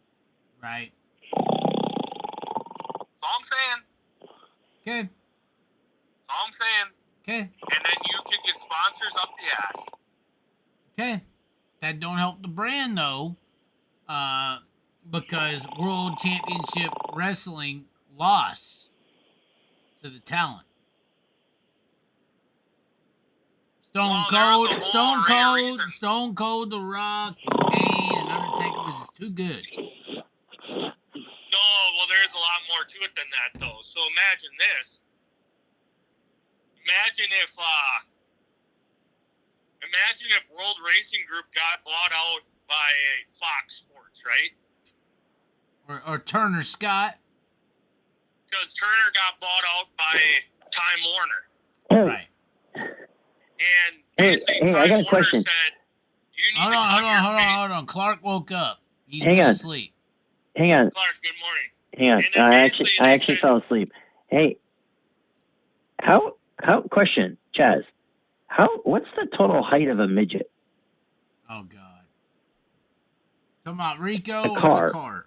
Midget porn? The car. Oh. God. That's also pay. How tall? How Thank you tall for is a Ranger. midget? We will see you next car. time.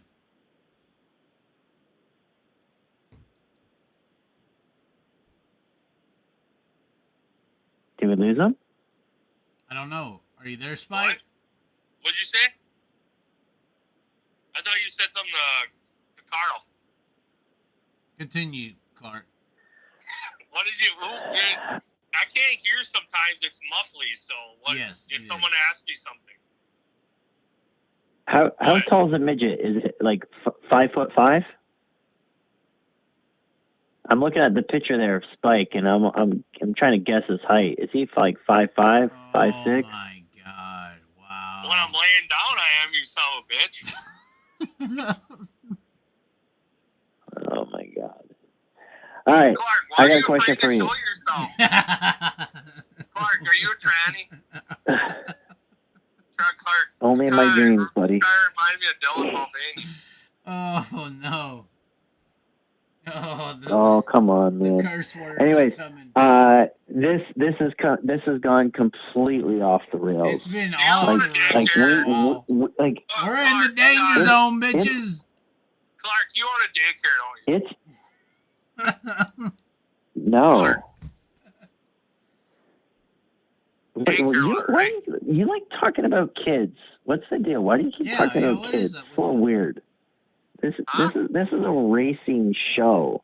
This is a racing show. We want to freaking see.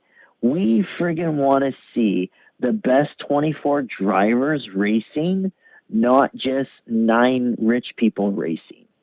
Okay, this is not Formula One. We want to see 24 of the baddest motherfuckers racing. We want to friggin', we want to see the Brady Bacons. We want to see the Justin Sanders actually getting paid $250,000, $300,000 guaranteed a year to go wheel a freaking sprint car. We want to actually have a fully funded 24-car field where we could put the baddest motherfuckers there. We don't want someone who's 1.3 seconds off the pace on a 10-second lap. That's stupid. It's not safe. It's negligence. Just like not doing warm-up for a freaking World of Outlaws. You should have sent the freaking, the dirt cars out there, the late models out there to blow that shit off. Not throwing the freaking 900 horsepower freaking sprint cars out there or friggin' people are in the friggin' wall. Here's another question, Chaz. On May 2-4 weekend, okay? Memorial Day weekend in May. What is there a race on Monday? Yes or no? Anywhere? Do they always host a race on Monday or no? On Memorial Day? No, but that is when they're planning on doing the Lakeside High Limit, I believe. Why wouldn't they do it at Charlotte Motor Speedway? On a Monday. Not sure. They might. You never know. I know that May was planned for the NASCAR weekend at Lakeside. So why would you not, even an All-Star weekend, the NASCAR All-Star weekend, why would you not have $50,000 to win at Charlotte on a Friday night? Why not? It's a good idea. Why are they only going to Charlotte once a year? Why? They used to go twice, but they couldn't get a crowd. Do you see how many people were there? Yeah, but I've been there for October? I've been there for a non-World Finals race, and it's a horrible crowd. And the track's dustier. Correct. But if Kyle Larson shows up and it's $50,000 to win, people are going to show up. Okay. I just been there at the same time frame. It just didn't work. Well, hey, if there's going to be more races there, Marcus Smith will put new dirt down.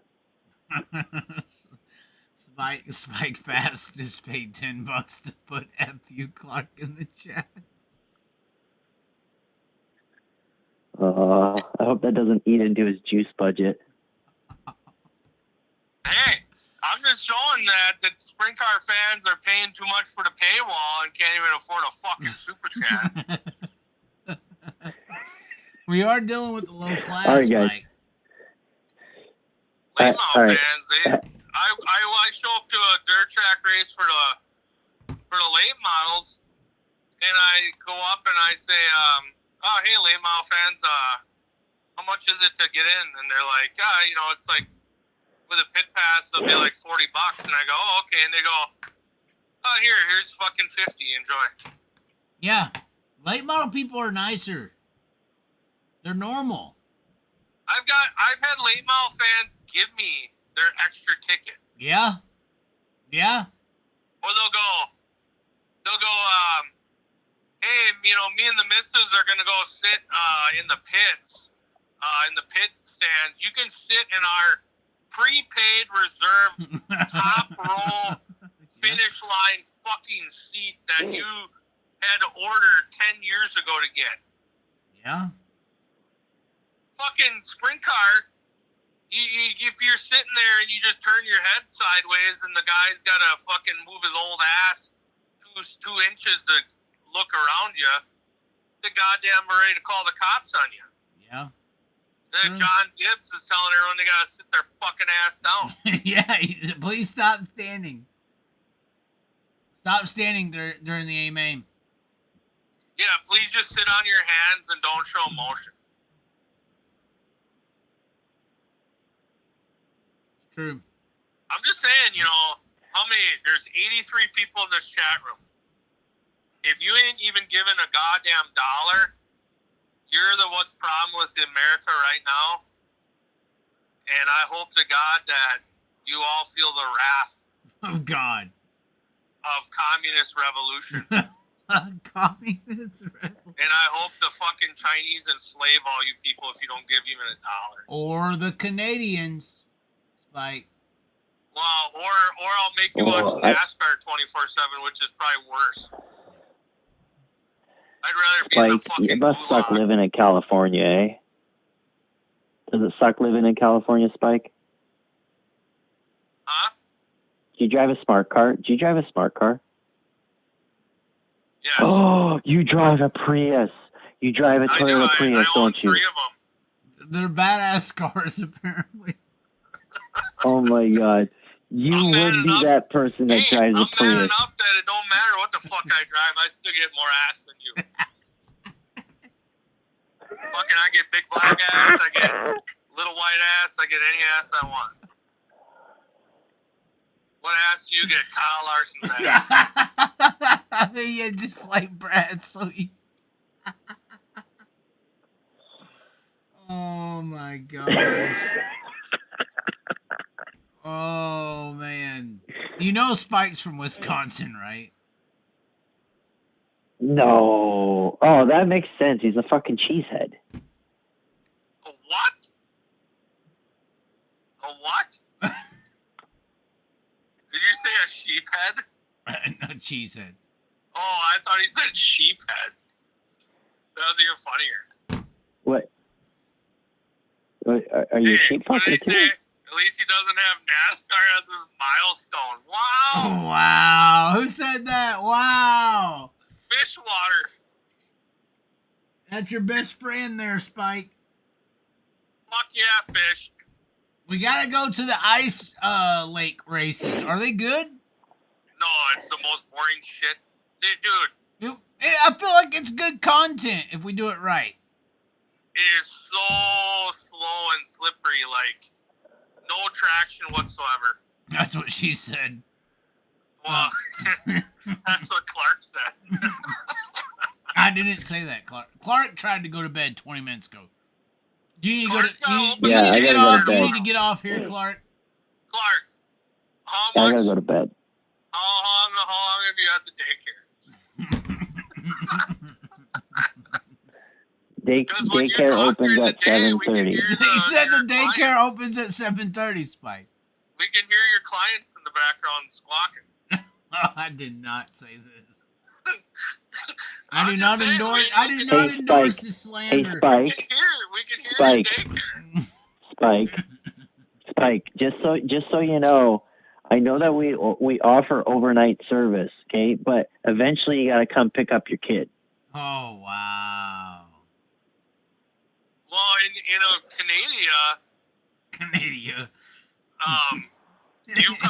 you guys do things different there, right? I mean, how much you can have a daycare, right? In your house. We invented hockey. We invented basketball, and we invented baseball. What the fuck did you do? The fuck you did? Black people made all that. You think white people did anything? Fuck no. We invented slavery. Actually, we didn't even do that. Never mind. We invented sprint car racing. Yeah.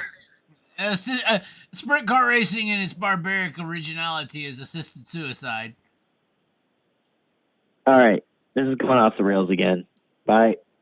Talk to you guys later. All right. Drive safe, Spike. We'll try. Hey, good talking to you. Don't work too hard with the daycare tomorrow. Oh my God. Yeah, come pick up your kid, eh? Just and lay by a the way, napkin on the table and put the hey, PB&J I don't know on what it. you're talking about. you got to pay your bills too, eh? So if I ain't getting paid taking care of your kid, then someone's got to pick up the child support payments. So I don't know who's going to do that. Oh God. All right. Hey, bye, Braden guys. says I'm more Canadian than you are. What the fuck? And Gary wants to know if I love Bill Baylog. Hey, Bill Baylog is a World of Before we winner. start talking about Bill Baylog, we need to let you Bill go, Baylog right, is a Clark? World of We need to let you Outlaws go. feature We need to let you go, right, Clark? Bye, guys. Have a good night. Ciao. Oh, Bye. wow. All right, some 920 number has been calling over and over, Spike. I don't know who this is. They've been calling over and over and over. What's the next after 912? I think What's the next numbers? What do you mean? Like 920, and then what's the For three? the caller? Yeah, what's the next three? I just put the call-in number on the screen. It is 12:30. I did not take fentanyl like Spike has, but the number's on the I screen. was asking the 920 number that called you. What's the next three numbers? 889. Because I can tell you what region it is. 889. That's like somewhere in the Fox Valley. So it'd be kind of like near Green Bay. Oh, it is Wisconsin. Sheboygan. Oh, Sheboygan. It says Sheboygan. Fuck. We'll call it. I'll give him one more try. I tried calling him back. I tried calling tonight. Maybe it's Gary. Your call has been forwarded to an automated voice messaging system. We got forwarded. Hold on, one more try. Your call has been. They turned the phone off. They're done. Let me look up the number. They're done. Somebody said maybe it's Bill Baylog. Yeah, what was it? What was the number? Should we call Broke Joe? Should we attempt it? Right now. I mean, do we attempt to call Broke Joe? It's not that late right now. Hold on, let me see what the number actually is.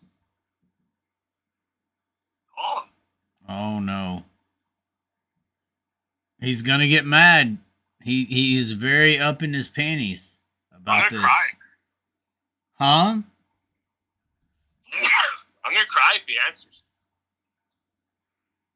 All right, we're searching for the number right now.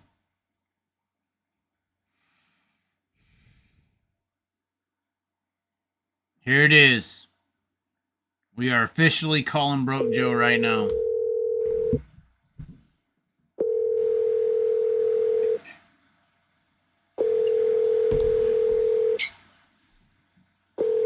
He probably thinks it's somebody trying to buy parts. He's gonna run downstairs and shit. Oh, we got rejected. Rejected, Spike. That's it. It's over.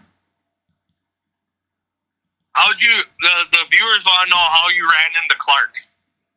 He ran into me. Clark. Gay bar, New York.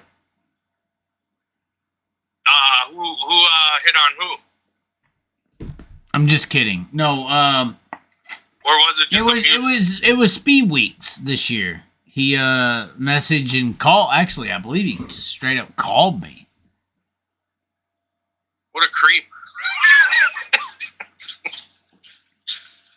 So what he's I think he said he got my number through David Gravel. So he's like, "Hi, I'm a NASCAR fanboy, and I want to be on your show to gush about NASCAR." Pretty much. Yeah. And then you were like, "Do you watch dirt racing?" And he's like, "Yeah, I love Kyle, and anything he does is great. And I hate WRG." At that point, you're accepted. I mean, I guess, right? Right. So are we now done? It is 12:30. Yeah, I mean, I just said what I had to say. It's just nothing's going to change. Okay. That's all. It's going to be no different than last year, and nobody's going full time. I mean, there'll be a few guys that'll go full time high limit. They'll get guys that'll do all the midweek things, the 12 of those or whatever. Right. But they ain't gonna get. They'll get 7 cars maybe to go full time national series. It'll be just like the All Star people. But then won't the World Outlaws only have about 7 as well? No, I predict that with the extra toll money and that actually will probably put guys over the edge where they can actually go full time. So I predict that they're probably going to have about 15 full timers this year. Okay. The toll money that Kyle's offering, and if they're going to have to do a West Coast swing, they're not going to get hardly anybody to go full time national. Yeah. That's insanity. Somebody said Sweet versus Sunshine on the High Limit Tour. I think that's possible. Courtney's good enough to do it. I think that a better investment is to just throw Tyler Courtney into the NOS, put NOS into the World of Outlaws. Just get that rolling. Yeah, but I think that's done. What? Outlaws are done. What? They're done. The hotness ain't on them anymore. Everybody wants to be high limit. Yeah, if you're want to lose your ass, I mean. As long as Kyle's behind you, nothing can fail. That's what they believe. I honestly think that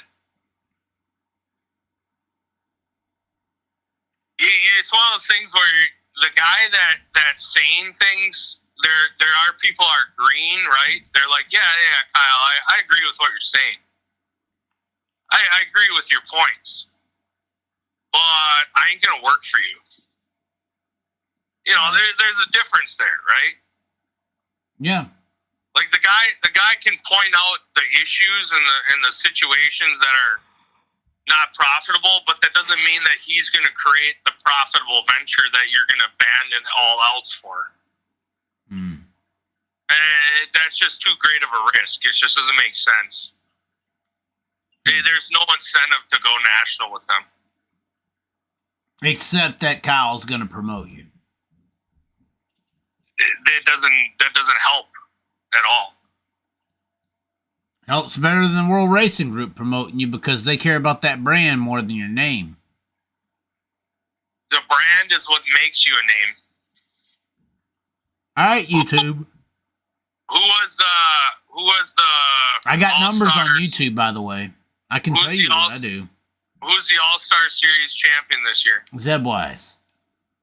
What does that mean? It's going to mean a hell of a lot more come next year. It doesn't mean shit. Okay. That's what you believe. So what if Brad Sweet wins the High Limit Championship next year? He gets his dick sucked by some girl. And what if Kyle and Brad win 90% of all the races? When Caitlin's doing a lot of shotguns. I mean, it's just, that's going to kill that off too. True. I mean, you're going to create, your founding fathers become your enemy to the fan now. True. Because, like, you're going to go, God, I ain't going to go to that. It's going to be Kyle and Brad winning by 5 seconds. You know? It's possible. Oh, God, that looks way worse. What does? Nothing. The lighting is what I was referring to. Oh, I'm sorry. I'm not watching. I know. But the fact of the matter is the best are not going to be in the national tour for High Limit. Yeah, you may have the best drivers in like a few of those 12 midweek deals. Sure. I can see that. But to say that the elite only are in this national series, no. Okay. The elite will be in like that little 12 midweek deals if the midweeks align well with the Outlaw series. And if they don't, they won't be. Yeah, but they still only get the 4. I'm surprised the Outlaws gave them 4 races. I'm surprised that they left those 4 races in there. I would have took them away. I would have too. I would have said, you know what? You're either for us or against us. Right. You guys a lot of fucking incentives. Enough. Right.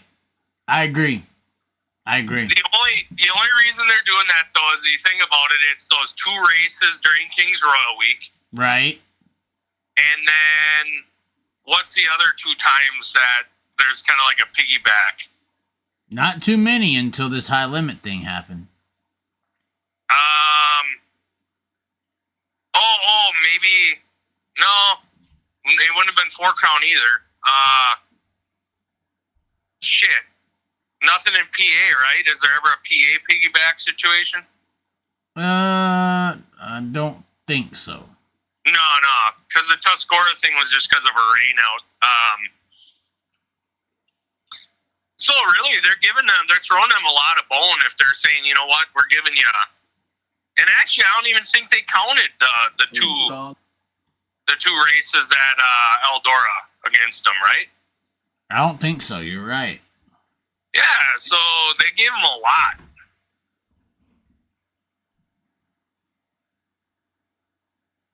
It's a lot. Yeah. All right. I guess we can finally get out of here, though. Hey, what did I tell you tonight? I said, how long are you going to be? I said, you're going to be on the chat for over 3 hours tonight. God, why you got to be right, bro? 3.5. Told you. And not a damn dime sent this way. I sent some, but that's call it, Broke Joe right now. I already tried calling him. One more time. We can give it a go, but I don't think it's going to happen. Here we go. We're loading it up right now. And... oh, shit. Where's he at? Shit. Where's the contacts at? All right, hold on. Here we go. Call.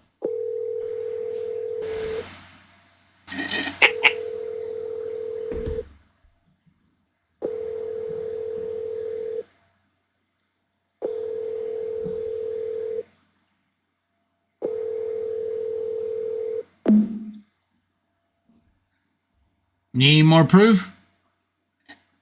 Unreal. It's that bad, man. So he quit. So it's legit. He quit. Yeah. Like, I mean, not your show, but I'm saying he ain't even a part of racing. That's debatable. I don't know. Because his 121 was in that. Wasn't it in the 360s last weekend or something or other? Not sure. I thought I saw his car out there. Or else it was the 410 race. I don't know. I forget it was racing it. Right. But, tell you, man, that's what, if you live in, and this is advice for all your chat room guys. I'm just going to give you guys some advice here. Racing's fucking cool. I love it. I watch it. I go to it. But you got to have a hobby or interest, just even a small one outside of racing, because it'll make you appreciate racing more. Right. And also, you ain't gonna put all your eggs in the racing basket, because if you do, that's where you start becoming like a disgruntled bitch where you hate everything. Like Joe. Well, I don't know if he's a disgruntled bitch, but I think like you get hurt by the reality of things. Like me. Well, I think the best thing a fan can do is be a fan and don't immerse yourself too much into the pit. Well, yeah. I mean, that's my problem, is I became more than a fan. If you stay a fan, it's great. Once you pass that level of fandom, it's a bad world. Yeah, I guess like I guess I never got butthurt by the fact that drivers are a little bit impersonable, right? What are you talking about? You were saying earlier that Logan Schuchart is horrible for his sponsors. No, I'm not. I'm saying like I I never got butthurt by the fact that, like, you go through the pits and you see a driver, you say, hey, that they kind of don't have the social skills or whatever. I never got butthurt by that. I think I got more, maybe internally, I started to kind of like feel for the dudes where I was like, God, like these guys, it's like they seem kind of depressed. Yeah. Jacob Allen. Yeah, like you start to see like they're in the Justin Sanders where they're on eggshells and stressed out beyond belief. Right. And it's kind of like I wish I wouldn't have saw that. Right. It ruined the show. Like I kind of wish like I didn't know, you didn't know that the football player after the game was crying because he's so hurt and beaten and bruised that the painkillers wore off and he can't walk on Monday. Yeah. Like I'd rather just seen him when he was on the field, like shot up with painkiller and doing amazing things, Right. Like I see him in the locker room and he's fucking crying his eyes out and beaten down. And I don't want to see that, It's true. So it's like I kind of wanted to. So that's all I'm saying to the fans is kind of like, don't get too immersed in the pits because it is private. Like I feel like that should be private. Like a locker room. Yeah, like I kind of feel like these guys are working and they're dealing with a lot and they don't necessarily know how to communicate that or have a game face like, an entertainer would once upon a time. So I think that that kind of turns off certain fans, especially if they're a driver, like an IMCA series track where all the guys are happy-go-lucky beer-drinking dudes, Right. And then you show up and, you're like, wow, these guys are stiff. But I will say, like, the late models, like, anytime I've walked through the pits, like, I'll see, like, certain guys that they kind of, like, they'll kind of recognize me and I'll just be like, like Gordy. I'll be like, hey, Gordy, good to see you. And he'll, like, shake my hand and be like, good to see you. He's got that cool voice, Right. So that's like a unique thing. Those dudes are cool to immerse into. Like, they're more personable. But I also feel like they're not as high-strung because they're kind of like, I don't give a fuck. If I don't like Longhorn, I'll go to Rocket. If I don't like Rocket, I'll go to Longhorn. If I don't like this, I'll do that. They kind of bounce around because their talents keep them going. Well, I don't know about that. I think Gundakers and some of these people, the money keeps them going. So. Oh, no, I get it. But I'm saying, though, is like the money also with the talent. I think that in sprint car racing, it's kind of like if you have the talent, there's 10 other guys lined up behind you that even if you are winning, the 10 guys behind you will take your spot in an instant. Oh, for sure. And they might not finish as good as you, but the car owners don't care about winning because they're losing money anyway. So it's it's just that kid maybe he's got an in with a different sponsor that they like, or he don't talk back. Yeah, right. Or he's not expecting anything more than what's given, Right. No, it's two different worlds, and I respect both of them, and I wish the best for all those dudes. But just have a hobby outside of it, whatever it may be. I don't give a fuck if you're making quilts or something. Do something. I may start an OnlyFans for that typical person or reason. It's a good hobby, Yeah, it is profitable, and it's something to be passionate about. This is true. All right, you're done. All right. Thanks for talking. Okay, talk to you later. Yeah, bye. That was Spike Fast Racing 3 and fucking 30 in 8 minutes. I'm going to start that OnlyFans. I'm going to wear a COVID mask and jack off on camera. We got to make more money than this. I mean, come on now, ladies and gentlemen. $29 and Spike sent 20 of those dollars anyway. Hold on. Let's see what the Super Chats were. This was the Super Chats for this entire deal. You have Spike, Robert Brown, giving you credit, and Spike. Theft of labor. ladies and gentlemen. Theft of labor. But anyways, I do support y'all tuning in. I'm not hating on y'all. Absolutely love the fandom, the experience, the interaction. If you can't support through the super chats, there is a membership tab here below. Get your name up there eventually. I got to update it here soon. I think we added 1 name. If you could add 2 or 3, we'll definitely speed it up. But liking the video and sharing the video matters more than anything. Commenting on it matters a lot as well. Subscribing is the point also. And if you go to Long Live the Chaz, you can look at our merchandise, pick up a t-shirt, and support that way.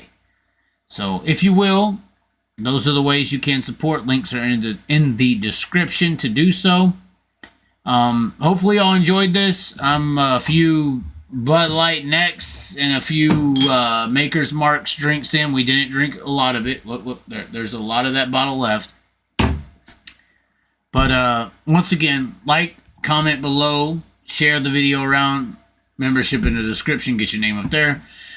And as always, the most important thing is be sure to subscribe. After this video, I'm not sure if we will catch you next time. If we do, we'll see you then, ladies and gentlemen. Thanks for tuning in. Bye.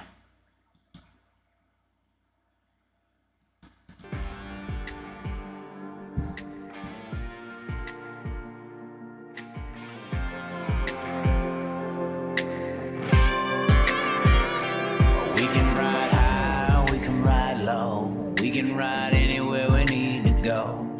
We can ride all night up to the morning, as long as we make the show.